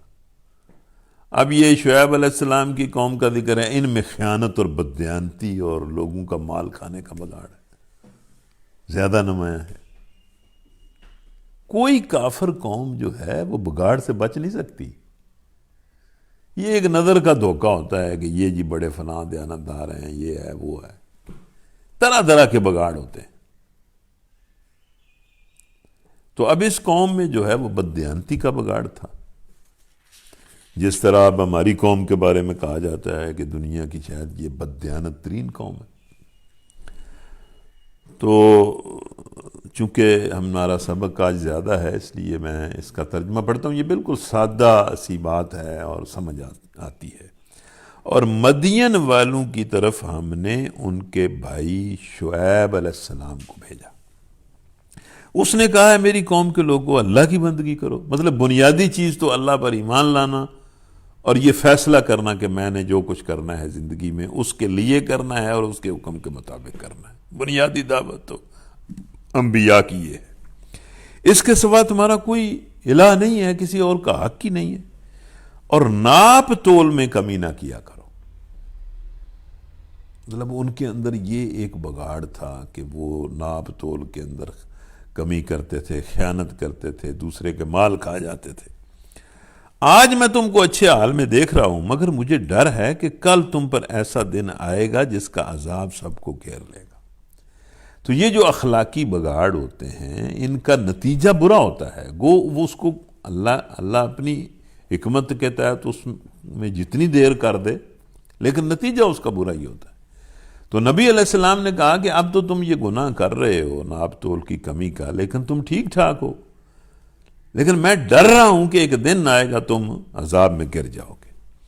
اور اے برادران قوم، ٹھیک ٹھیک انصاف کے ساتھ پورا ناپو اور تولو، اور لوگوں کو ان کی چیزوں میں گھاٹا نہ دیا کرو، اور زمین میں فساد نہ پھیلاتے پھرو. مطلب ایک تو خود یہ جو خیانت ہے یہ فساد ہے، اور دوسرا لوگوں کے حق مارنے فساد ہیں، اور تیسرا اللہ کی نافرمانی فساد ہے. تو فساد نہ پھیلاؤ. اللہ کی دی ہوئی حلال بچت تمہارے لیے بہتر ہے. تم کاروبار کرو، اللہ جو تمہیں دیتا ہے اس کو کھاؤ اگر تم مومن ہو. اس سے یہ اندازہ ہوتا ہے کہ یہ بگڑے ہوئے مومن تھے. اور اسی طرح لوگ مطلب ہے کہ قوموں کی طرف نبی آتے رہے ہیں اور وہ بگڑتی رہی ہیں. ان کے اندر ایمان باقی رہا ہے، لیکن ایمان کے ساتھ ہی شرک بھی آ گیا ہے، ظلم بھی آ گیا ہے، اخلاقی بگاڑ بھی آ گیا ہے. اور بہرحال میں تمہارے اوپر کوئی نگراں کار نہیں ہوں. مطلب تو یہ شعیب علیہ السلام نے انہیں بات سمجھائی کہ بھئی یہ جو بددیانتی ہے یہ نہ کیا کرو، اللہ کی بندگی کرو اور بددیانتی نہ کیا کرو. اس میں یہ جو ناپ تول میں کمی ہے، اس میں مولانا مفتی شفیع جو معارف القرآن کے مصنف ہیں، جو تفسیر انہوں نے لکھی ہے، انہوں نے ایک بڑی بات کی ہے کہ جو بندہ اپنی ڈیوٹی میں کمی بیشی کرتا ہے وہ بھی ناپ تول میں کمی کرتا ہے.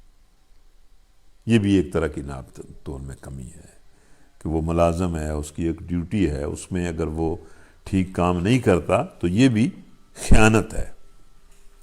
انہوں نے جواب دیا ہے شعیب کیا تیری نماز تجھے یہ سکھاتی ہے؟ اب یہ مطلب لگتا ہے کہ ان کے اندر کسی نہ کسی حد تک نماز بھی ابھی باقی تھی. اور لیکن یہ کہ وہ یہ سمجھتے تھے کہ نماز اپنی جگہ ہے، دوسری زندگی اپنی جگہ ہے. یہ مطلب یہ کہ شعیب علیہ السلام کی قوم جو ہے وہ اس زمانے کے سیکولرزم کو جانتی تھی اور اسی سیکولرزم پر وہ عمل کرتی تھی. تو اس نے شعیب علیہ السلام کو کہا کہ تیری نماز تجھے یہ سکھاتی ہے، جاؤ جا کے اپنی نماز پڑھو. یہ جو دنیا کے معاملات ہیں، کاروبار ہے، یہ مال کمانا ہے، اس میں تم کہاں ٹانگ اڑاتے ہو؟ اور کیا یہ تیری نماز تجھے یہ سکھاتی ہے کہ ہم ان سارے معبودوں کو چھوڑ دیں جن کی پرستش ہمارے باپ دادا کرتے چلے آ رہے ہیں، یا یہ کہ ہم اپنے مال میں اپنے منشا کے مطابق تصرف کرنے کا اختیار نہ ہو؟ یہ دیکھیں نا، یہ سیکولرزم کے جملے ہیں کہ ہم نے اپنی مرضی سے کرنا ہے جو کچھ کرنا ہے. ہمارے پرائیویٹ سارے معاملات، یہ جو مال کے معاملات ہیں، یہ ہم نے خود کرنے ہیں. شعیب علیہ السلام نے کہا بھائیو تم خود ہی سوچو کہ اگر میں اپنے رب کی طرف سے ایک کھلی شہادت پر تھا، یہ ساری وہ بات ہے جو سارے انبیاء کرتے آئے کہ ہم نے اپنے طور پر بھی توحید اور توحید کے تقاضوں کو سمجھ لیا تھا اس کائنات پر غور کر کے، اور اللہ نے پھر وحی بھی بھیج دی، اور پھر اس نے اپنے ہاں سے مجھ کو اچھا رزق بھی دیا. اچھے رزق سے یہاں بھی نبوت ہے، کیونکہ رزق کا لفظ جو ہے وہ عطا کے معنی میں ہے، اور سب سے اچھی اور عظیم عطا تو ظاہر ہے نبوت ہی ہے. تو اس کے بعد میں تمہاری گمراہیوں اور حرام خوریوں میں تمہارا شریک حال کیسے ہو سکتا ہوں؟ اور میں ہرگز یہ نہیں چاہتا کہ جن باتوں سے میں تم کو روکتا ہوں ان کا خود ارتکاب کروں. مطلب تم دیکھ رہے ہو کہ میں جس سے تمہیں روک رہا ہوں پہلے خود اس سے رکتا ہوں، میرے قول و فعل میں کوئی تضاد نہیں ہے. میں تو اصلاح کرنا چاہتا ہوں جہاں تک بھی میرا بس چلے، اور یہ جو کچھ میں کرنا چاہتا ہوں اس کا سارا انحصار اللہ کی توفیق پر ہے. تو ظاہر ہے کام تو اللہ کی توفیق سے ہی ہوتے ہیں. ایمان کے راستے پر، نیکی کے راستے پر، جد و جہد کے راستے پر، اللہ کی راہ میں قربانی کے راستے پر یہ جو چلنا ہے، نیکیاں کمانا ہے، یہ اللہ کی توفیق سے ہوتا ہے۔ اللہ کی توفیق کے بغیر تو بندہ نہ آنکھ جھپک سکتا ہے، نہ ہاتھ سے اشارہ کر سکتا ہے، نہ قدم اٹھا سکتا ہے۔ تو یہ سارے اللہ کی توفیق سے ہیں۔ اس لیے اللہ کے بندے اللہ کے راستے میں بھی کام کرتے ہوئے اسی پر بھروسہ کرتے ہیں اور اسی سے توفیق مانگتے ہیں۔ اسی پر میں نے بھروسہ کیا اور ہر معاملہ میں اسی کی طرف رجوع کرتا ہوں۔ ہم بھی اللہ سے ہی توفیق مانگتے ہیں، اسی پر توکل کرتے ہیں اور اسی کی طرف رجوع کرتے ہیں کہ یا اللہ ہمیں توفیق دے، ہمارے لیے اپنی راہوں میں آسانیاں پیدا کر۔ ہم کمزور لوگ ہیں، آسانیوں کے ساتھ اور عافیت کے ساتھ اپنی راہوں پر چلنے کی توفیق دے۔ اور اے برادران قوم، میرے خلاف تمہاری ہٹ درمی کہیں یہ نوبت نہ پہنچا دے کہ آخر کار تم بھی وہی عذاب دیکھو جو نوح یا ہود یا صالح علیہ السلام کی قوم پر آیا تھا۔ اور لوط کی قوم تو تم سے کچھ زیادہ دور بھی نہیں ہے، مطلب اس کا علاقہ بھی دور نہیں ہے اور مدت بھی اس کو کچھ زیادہ نہیں ہوئی، تباہ ہوئے۔ دیکھو میں تمہارا خیر خواہ ہوں، اپنے رب سے معافی مانگو اور اس کی طرف پلٹ آؤ، بے شک میرا رب رحیم ہے اور اپنی مخلوق سے محبت رکھتا ہے۔ یعنی اگر تم معافی مانگو گے، پلٹو گے، اس کے راستے کو اختیار کر لو گے تو وہ تو بڑا شفیق ہے اور بڑا محبت کرنے والا ہے۔ اے اللہ تو بڑا ہی رحیم ہے اور محبت کرنے والا ہے، تجھے تیری رحمت کا اور محبت کا واسطہ، ہمارے حال پر رحم کر، ہمیں ایمان دے، اپنے لیے خالص کر، سابقم بالخیرات اور مستجاب الدعوات بنا اور برکت عطا فرما، آمین۔ انہوں نے جواب دیا ہے شعیب تیری بہت سی باتیں ہماری سمجھ میں نہیں آتی۔ مطلب یہ کہ وہ حالات سے اور یہ دنیا کے مفادات سے لگا نہیں کھاتی کہ ہم تیری باتوں پر چلیں گے تو جس طرح ہم دنیا کما رہے ہیں اسی طرح دنیا کما سکیں گے، تیری سمجھ نہیں آتی۔ اور ہم دیکھتے ہیں کہ تو ہمارے درمیان کوئی بہت زیادہ طاقتور بھی نہیں ہے، تیری اگر برادری اور قبیلہ نہ ہوتا تو ہم کبھی کا تجھے سنسار کر چکے ہوتے۔ تیرا بل بوتا تو اتنا نہیں ہے کہ تو ہم پر بھاری ہو، یہ تیری برادری کا ذرا خوف اور ڈر اور لحاظ ہے، ورنہ تو کیا ہے؟ تو ہمیں تنگ نہ کر اس طرح کی نصیحتیں کر کے۔ شعیب علیہ السلام نے کہا بھائیو کمال ہے، کیا میری برادری تم پر اللہ سے زیادہ بھاری ہے؟ یعنی میں اللہ کی بات کہہ رہا ہوں، اللہ کی طرف تمہیں بلا رہا ہوں، اللہ کی رضا کا تمہیں شوق دلا رہا ہوں، اللہ کے عذاب سے ڈرنے کے لیے تمہیں میں کہہ رہا ہوں، اور تمہیں اللہ کا ڈر نہیں ہے اور برادری کا ڈر ہے۔ اللہ کو تم نے بالکل ہی پس پشت ڈال دیا ہے، جو حقیقی بادشاہ ہے اور جس کے اختیار میں سب کچھ ہے۔ جان رکھو کہ جو کچھ تم کر رہے ہو وہ اللہ کی گرفت سے باہر نہیں ہے، مطلب ہے کوئی چیز بھی اللہ کی گرفت سے باہر نہیں ہے، اور جو کچھ تم کر رہے ہو وہ اس کو دیکھ رہا ہے۔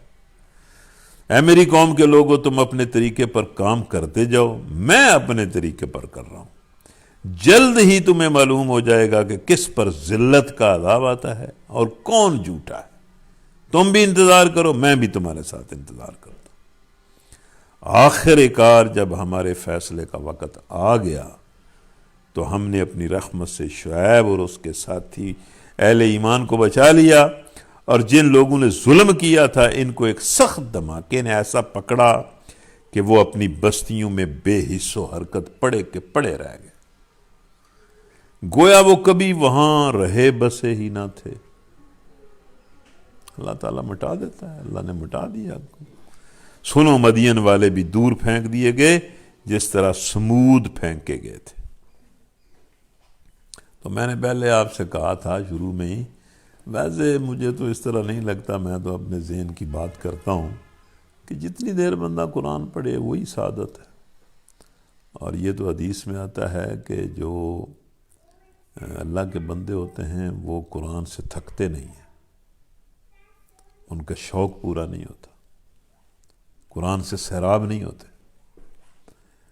تو بہرحال میں نے آپ سے کہا تھا کہ بھئی آج کا ہمارا درس تھوڑا لمبا ہے، وَلَقَدْ أَرْسَلْنَا مُوسَى بِآيَاتِنَا وَسُلْطَانٍ مُبِينٍ إِلَى فِرْعَوْنَ وَمَلَئِهِ فَاتَّبَعُوا أَمْرَ فِرْعَوْنَ وَمَا أَمْرُ فِرْعَوْنَ بِرَشِيدٍ يَقْدُمُ قَوْمَهُ يَوْمَ الْقِيَامَةِ فَأَوْرَدَهُمُ النَّارَ وَبِئْسَ الْوِرْدُ الْمَوْرُودُ وَأُتْبِعُوا فِي هَذِهِ لَعْنَةً وَيَوْمَ الْقِيَامَةِ بِئْسَ الرِّفْدُ الْمَرْفُودُ ذَلِكَ مِنْ أَنْبَاءِ الْقُرَى نَقُصُّهُ عَلَيْكَ مِنْهَا قَائِمٌ وَحَصِيدٌ وَمَا ظَلَمْنَاهُمْ وَلَكِنْ ظَلَمُوا أَنفُسَهُمْ فَمَا أَغْنَتْ عَنْهُمْ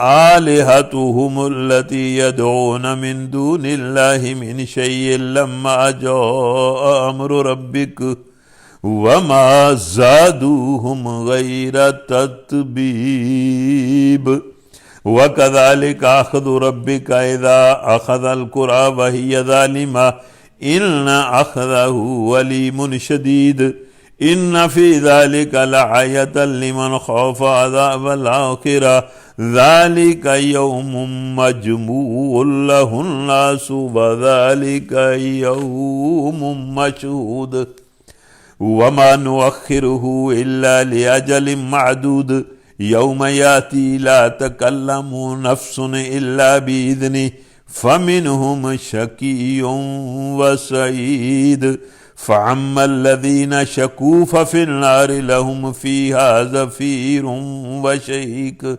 خالدين فيها ما دامت السماوات والأرض إلا ما شاء ربك إن ربك فعال لما يريد وأما الذين سعدوا ففي الجنة خالدين فيها ما دامت السماوات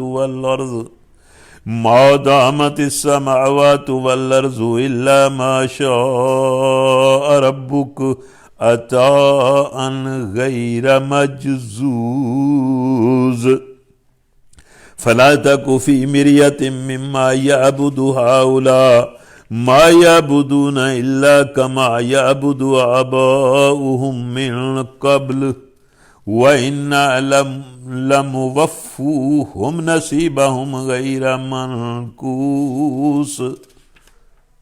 تو اب یہ چونکہ سورہ ہود کا آخر ہے تو اس کو اللہ تعالیٰ نے اور زوردار کر کے لوگوں کے سامنے پیش کیا ہے، اور یہ بہت ہی یہ جو آخری دو رکوع ہیں بہت ان کے اندر مطلب تنبیہ ہے اور بڑی زوردار دعوت ہے لوگوں کو کہ لوگ ٹھیک ہو جائیں۔ اور موسیٰ کو ہم نے اپنی نشانیوں اور کھلی کھلی سند ماموریت کے ساتھ فرعون اور اس کے آیان سلطنت کی طرف بھیجا۔ اچھا، یہ فرعون اپنے موسیٰ علیہ السلام کا جو قصہ ہے، موسیٰ علیہ السلام کا اور فرعون کا، اس میں یہ بات بھی زیادہ اس طرح کھل کے سامنے آ جاتی ہے کہ یہ جو قوموں کے بڑے لوگ ہوتے ہیں اور خاص طور پر حکمران ہوتے ہیں، ویسے تو عام طور پر بھی انہی کی وجہ سے مطلب ہے کہ بگاڑ پیدا ہوتا ہے، اللہ کا انکار بھی، کفر بھی، گناہ بھی، بگاڑ بھی، لیکن بعض اوقات مطلب ہے کہ ان حکمرانوں کی گرفت چونکہ بہت زیادہ ہو جاتی ہے، اس لیے سارے کے سارے بگاڑ کے ذمہ دار وہی ہوتے ہیں۔ تو یہ موسیٰ علیہ السلام کو بھی اللہ تعالیٰ نے فرعون کی طرف اس لیے بھیجا کہ فرعون کی گرپ اپنی قوم پر بہت زیادہ تھی، گرفت بہت زیادہ تھی، اور اللہ تعالیٰ نے کہا کہ اس کو جا کر میری دعوت دو اور اس کو سمجھاؤ کہ ایمان لائے اور اپنے آپ کو پاک کرے۔ تو یہ بات بڑی آتی ہے کہ بھئی موسیٰ علیہ السلام جو ہیں وہ فرعون کے پاس گئے، مگر انہوں نے فرعون کے حکم کی پیروی کی، حالانکہ فرعون کا حکم راستی پر نہ تھا۔ مطلب اللہ تعالیٰ کے دین سے ہٹ کر جو حکم دیا جاتا ہے وہ راستی پر مبنی نہیں ہوتا۔ قیامت کے روز وہ اپنی قوم کے آگے آگے ہوگا اور اپنی پیشوائی میں اپنی قوم کو دوزخ کی طرف لے جائے گا۔ کیسی بدتر جائے ورود ہے یہ دوزخ جس پر کوئی پہنچے، بہت ہی بری جگہ ہے جہاں کوئی پہنچے۔ اللہ تعالی ہمیں اس سے بچائے۔ اللہم اجرنا من النار، اللہم اجرنا من النار، اللہم اجرنا من النار۔ اور ان لوگوں پر دنیا میں بھی لعنت پڑی اور قیامت کے روز بھی پڑے گی۔ اور اچھا جی یہ بھی یاد رکھیں کہ اللہ کی بندگی کے سوا زندگی بسر کرنے والے دنیا میں بھی اللہ کی لعنت اور پھٹکار ان پر پڑتی ہے، جس طرح بھی پڑتی ہے اللہ ہی جانتا ہے۔ کیسا برا صلہ ہے یہ جو کسی کو ملے۔ پھر آخر میں اللہ کہتا ہے یہ چند بستیوں کی سرگزشت ہے، یہ پیچھے جو گزر چکی ہے، نوح علیہ السلام کی بستی، پھر عاد کی بستی مطلب، اور پھر سمود کی بستی، اور پھر مطلب اسی طرح ابراہیم علیہ السلام اور لوط علیہ السلام کی بستی۔ تو یہ چند بستیوں کی سرگزشت ہے جو ہم تمہیں سنا رہے ہیں۔ ان میں سے بعض اب بھی کھڑی ہیں اور بعض کی فصل تو ہم نے بالکل ہی کاٹ دی۔ ہم نے ان پر ظلم نہیں کیا، انہوں نے آپ ہی اپنے اوپر ستم کیا۔ تو اللہ پر ایمان نہ لانا اور اس کی نافرمانی کرنا، یہ خود انسان ہی اپنے اوپر ستم اور ظلم کرتا ہے۔ اور جب اللہ کا حکم آ گیا تو ان کے وہ معبود جنہیں وہ اللہ کو چھوڑ کر پکارا کرتے تھے، ان کے کچھ کام نہ آ سکے، اور انہوں نے ہلاکت و بربادی کے سوا انہیں کچھ فائدہ نہ دیا۔ مطلب اللہ کے جن کو شریک بنایا جاتا ہے، ظاہر ہے وہ اللہ کے مقابلے میں کیا کر سکتے ہیں۔ اور تیرا رب جب کسی ظالم بستی کو پکڑتا ہے تو پھر اس کی پکڑ ایسی ہی ہوا کرتی ہے، فی الواقع اس کی پکڑ بڑی سخت اور دردناک ہوتی ہے۔ اللہ تعالی ہمیں بھی بچائے اور ہماری قوم کو بھی بچائے اور اس انسانیت کو بھی بچائے۔ یہ تو اللہ تعالیٰ نے چھوٹا سا ایک جراثیم بھیجا ہے اور اس نے پوری دنیا کو کھڑا کر دیا۔ تو اللہ تعالیٰ کے پاس تو بہت طاقت ہے۔ حقیقت یہ ہے کہ اس میں ایک نشانی ہے ہر اس شخص کے لیے جو عذاب آخرت کا خوف کرے۔ تو یہ آخرت کی یاد قرآن مجید میں ایک جگہ پر آتا ہے کہ جس کو بھی بھلائی ملی ہے نا دنیا کی اور آخرت کی، اسے اللہ اور آخرت کی یاد کی وجہ سے ملی ہے۔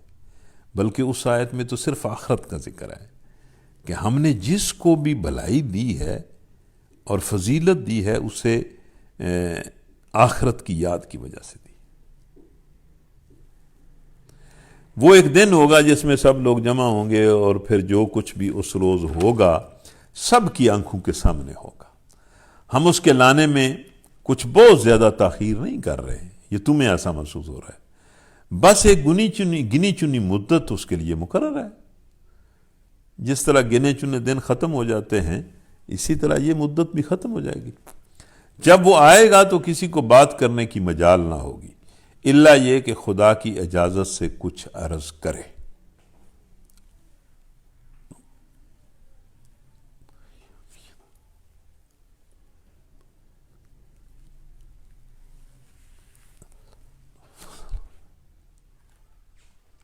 پھر کچھ لوگ اس روز بدبخت ہوں گے اور کچھ نیک بخت۔ جو بدبخت ہوں گے وہ دوزخ میں جائیں گے جہاں وہ گرمی کی شدت سے ہانپیں گے اور پھنکارے ماریں گے، اور اسی حالت میں وہ ہمیشہ رہیں گے جب تک زمین و آسمان قائم ہیں، الا یہ کہ تیرا رب کچھ اور چاہے۔ بے شک تیرا رب اختیار رکھتا ہے کہ جو چاہے کرے۔ تو اس میں بھی ایک دوام ہے کہ بھئی وہ جہان دائمی ہوگا۔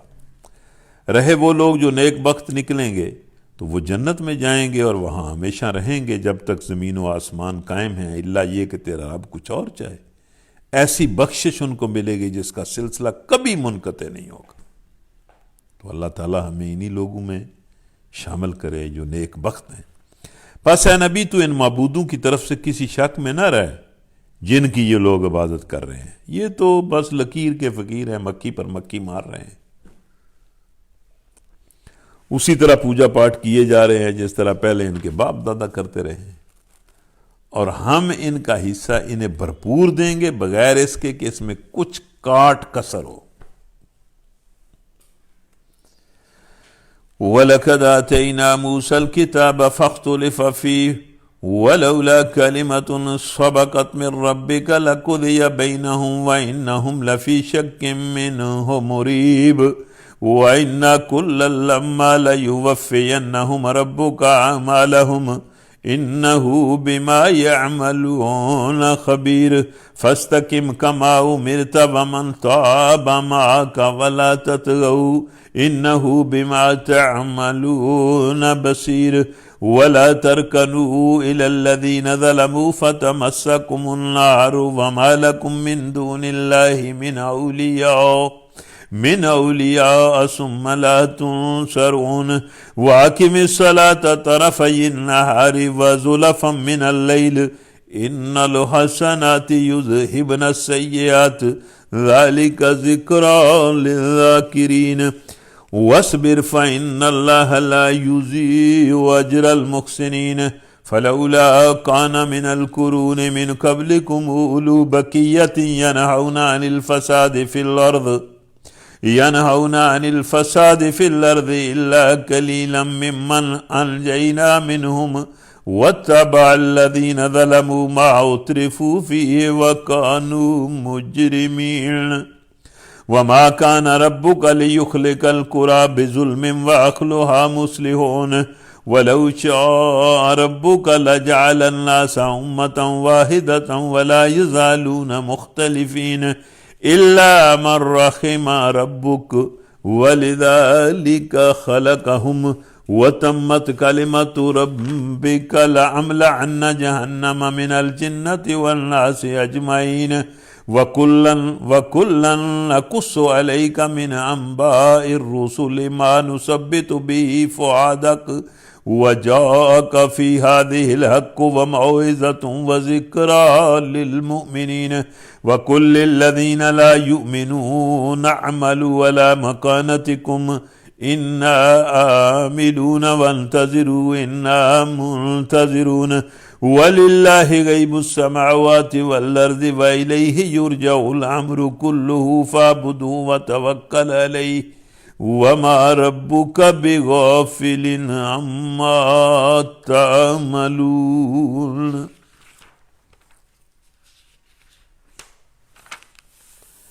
تو یہ سورہ ہود کا آخری رکوع ہے۔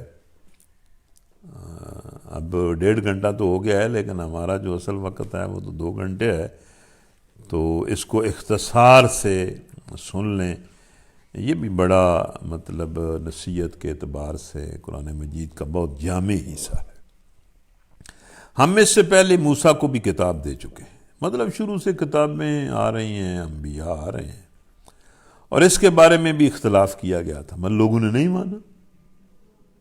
موسیٰ علیہ السلام کو بھیجا، تورات کو بھیجا، لوگوں نے اس کے ساتھ اختلاف کیا، نہیں مانا۔ جس طرح آج اس کتاب کے بارے میں کیا جا رہا ہے، اگر تیرے رب کی طرف سے ایک بات پہلے ہی طے نہ کر دی گئی ہوتی تو ان اختلاف کرنے والوں کے درمیان کبھی کا فیصلہ چکا دیا ہوتا۔ مطلب اللہ نے ایک اصول بنایا ہے کہ اس نے فیصلے کو مؤخر کیا ہوا ہے آخرت تک، یا دنیا میں بھی ایک لمبی ڈھیل دیتا ہے۔ اگر لوگوں کو مطلب اللہ تعالیٰ کے ساتھ، اس کے انبیاء کے ساتھ، اس کی کتابوں کے ساتھ اختلاف پر اسی وقت پکڑ لیا جائے تو پھر تو فیصلہ فوراً ہو جائے، لیکن اللہ کا یہ طریقہ نہیں ہے۔ اللہ کہتا ہے کہ میں نے پہلے سے ایک یہ اپنی سنت اور اپنا ایک یہ ضابطہ بنایا ہوا ہے کہ اس طرح ہم نے لوگوں کو ڈھیل دینی ہے اور اس طرح پھر ہم نے ان کو پکڑنا ہے۔ یہ واقعہ ہے کہ یہ لوگ اس کی طرف سے شک اور خلجان میں پڑے ہوئے ہیں، اور یہ بھی واقعہ ہے کہ تیرا رب انہیں ان کے اعمال کا پورا پورا بدلہ دے کر رہے گا۔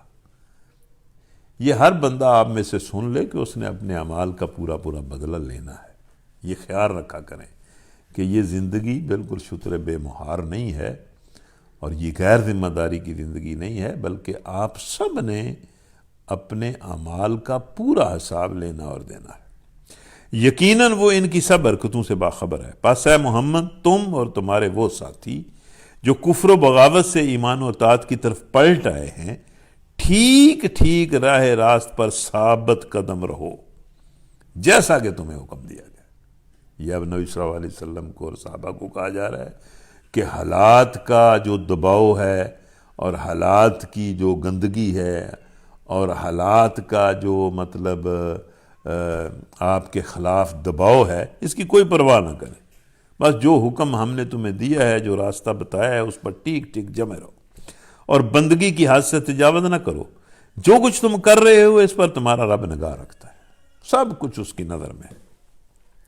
ان ظالموں کی طرف ذرا نہ جھکنا، مطلب ان کے سامنے کمزوری نہ دکھانا اور نہ ان کے موقف کو تسلیم کرنا اور نہ مداحنت کرنا.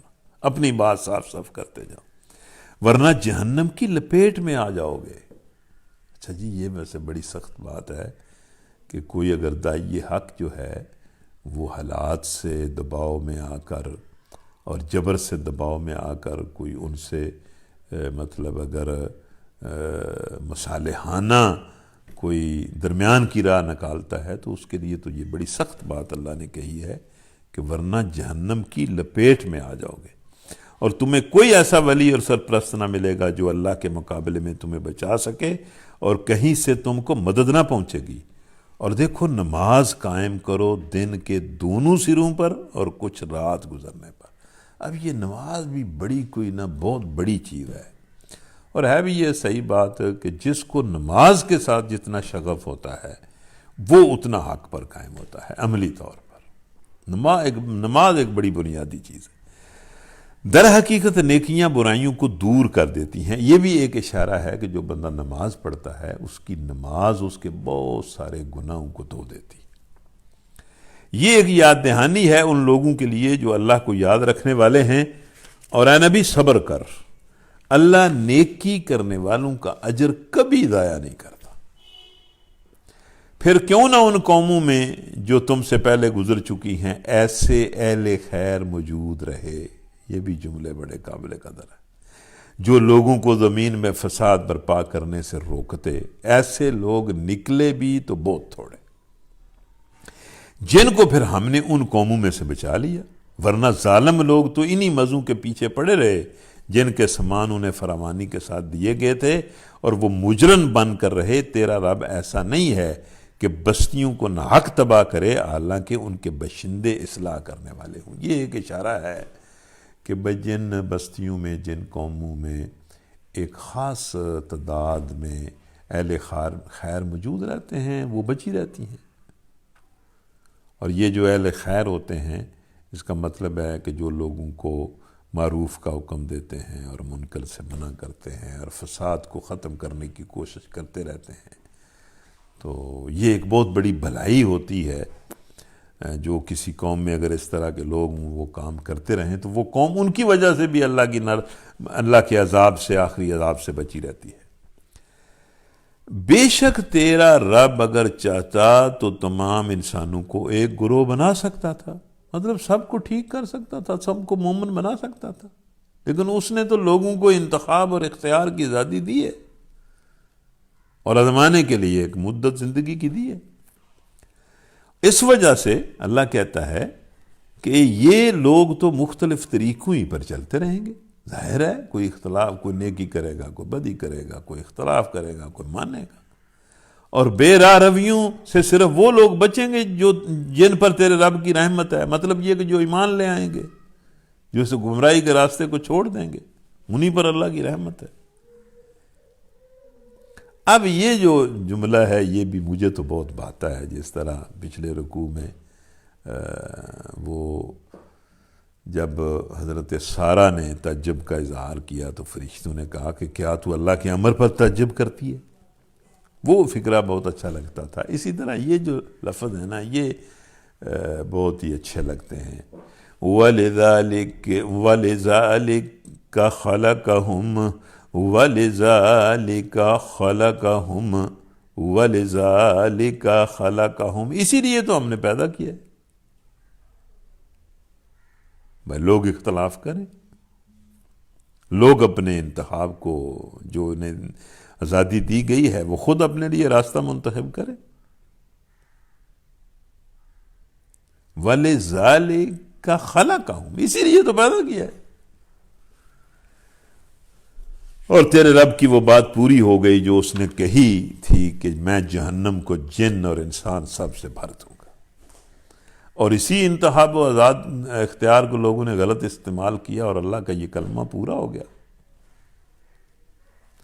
اور اے محمد یہ پیغمبروں کے قصے جو ہم تمہیں سناتے ہیں وہ چیزیں ہیں جن کے ذریعے سے تمہارے دل کو طاقت ملتی ہے، حوصلہ ملتا ہے کہ پہلے بھی اسی طرح ہوتا رہا ہے۔ ان کے اندر تم کو حقیقت کا علم ملا اور ایمان لانے والوں کو نصیحت اور بیداری نصیب ہوئی۔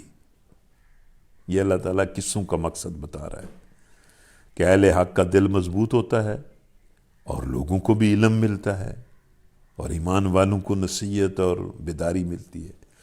مطلب یہ جو ہے ایمان کی زیادتی کی بات ہے نا، کہ ایمان میں اضافہ ہوتا ہے۔ یہ اب آپ قرآن سنتے ہیں، پڑھتے ہیں، اس سے بھی بندے کا ایمان بڑھتا ہے، ایک بندہ بیدار ہوتا ہے، بندے میں شوق پیدا ہوتا ہے، یقین پیدا ہوتا ہے، اس کا دل مضبوط ہوتا ہے۔ رہے وہ لوگ جو ایمان نہیں لاتے تو ان سے کہہ دو کہ تم اپنے طریقے پر کام کرتے رہو، ہم اپنے طریقے پر کیے جاتے ہیں، انجام کار کا تم بھی انتظار کرو، ہم بھی انتظار کرتے ہیں۔ آسمانوں اور زمین میں جو کچھ چھپا ہوا ہے سب اللہ کے قبضہ قدرت میں ہے۔ حسبنا اللہ و نعم الوکیل، حسبنا اللہ و نعم الوکیل، حسبنا اللہ و نعم الوکیل، سب اس کے اختیار اور قدرت میں ہے۔ ہم اسے ہی اپنا کارساز اور ولی بناتے ہیں اور سارا معاملہ اسی کی طرف رجوع کیا جاتا ہے، سارے فیصلے وہی کرتے ہیں۔ اب دیکھیں یہ آخری جملہ جو ہے، فَعْبُدْ وَتَوَكَّلْ عَلَيْهِ، بس اسی کی بندگی کرو اور اسی پر بھروسہ کرو۔ وَمَا رَبُّكَ بِغَافِلٍ عَمَّا تَعْمَلُونَ، اور جو کچھ تم لوگ کر رہے ہو تیرا رب اس سے بے خبر نہیں ہے، بس اسی کی بندگی کرو اور اسی پر توکل کرو۔ وَآخِرُ دَعْوَانَا أَنِ الْحَمْدُ لِلَّهِ رَبِّ الْعَالَمِينَ۔ کل کا ہمارا سبق بڑا اہم ہے، کل سورہ یوسف ہم نے پڑھنی ہے اور ہمارا ارادہ یہ ہے کہ ہم ساری سورہ یوسف پڑھ لیں، حالانکہ وہ 12 رکوع ہیں، لیکن اس کا کوئی طریقہ بنائیں گے کہ اسی 1.5 گھنٹے میں، پونے 2 گھنٹوں میں یا 2 گھنٹوں میں، چونکہ وہ ایک کہانی ہے، اس کو ایک سبق، دوسرا سبق، تیسرا سبق پڑھنا نا وہ زیادہ پرلطف نہیں رہے گا۔ اس لیے کل ہم انشاءاللہ سورہ یوسف پڑھیں گے، اور آپ سے گزارش ہے کہ آپ خود بھی شوق میں اس میں بیٹھیں اور دوسروں کو بھی یہ شیئر بھی کریں، اور یہ شیئر کرنے والے خود بھی بیٹھا کریں۔ یہ خود سنتے نہیں ہیں اور شیئر کر کے چلے جاتے ہیں، بھاگ جاتے ہیں۔ یہ مجھے شکایت ملی ہے کہ یہ جو سارے ہمارے یہ عزیز بچے نوجوان ہیں، یہ خود سنتے نہیں ہیں، بس شیئر کرتے ہیں اور درس کو چھوڑ کر بھاگ جاتے ہیں۔ تو یہ شیئر بھی کریں، خود بھی بیٹھیں، اور کل کے پروگرام میں خاص طور پر اپنے بچوں کو بھی بٹھائیں، دوسرے دوستوں کو بھی اس کی دعوت دیں۔ اللہ تعالی ہمیں اس کی توفیق دے۔ وآخر دعوانا ان الحمد للہ رب العالمین۔ ربنا آتنا فی الدنیا حسنہ وفی الآخرۃ حسنہ وقنا عذاب النار۔ حسبنا اللہ ونعم الوکیل، حسبنا اللہ ونعم الوکیل، حسبنا اللہ ونعم الوکیل، نعم المولا ونعم النصیر۔ یا اللہ دنیا میں بھی ہدایت اور رحمت بخش اور آخرت میں بھی رحمت بخش، آمین۔ اللہم صلی وسلم علی نبینا محمد وآلہ وصحبہ اجمعین برحمتک۔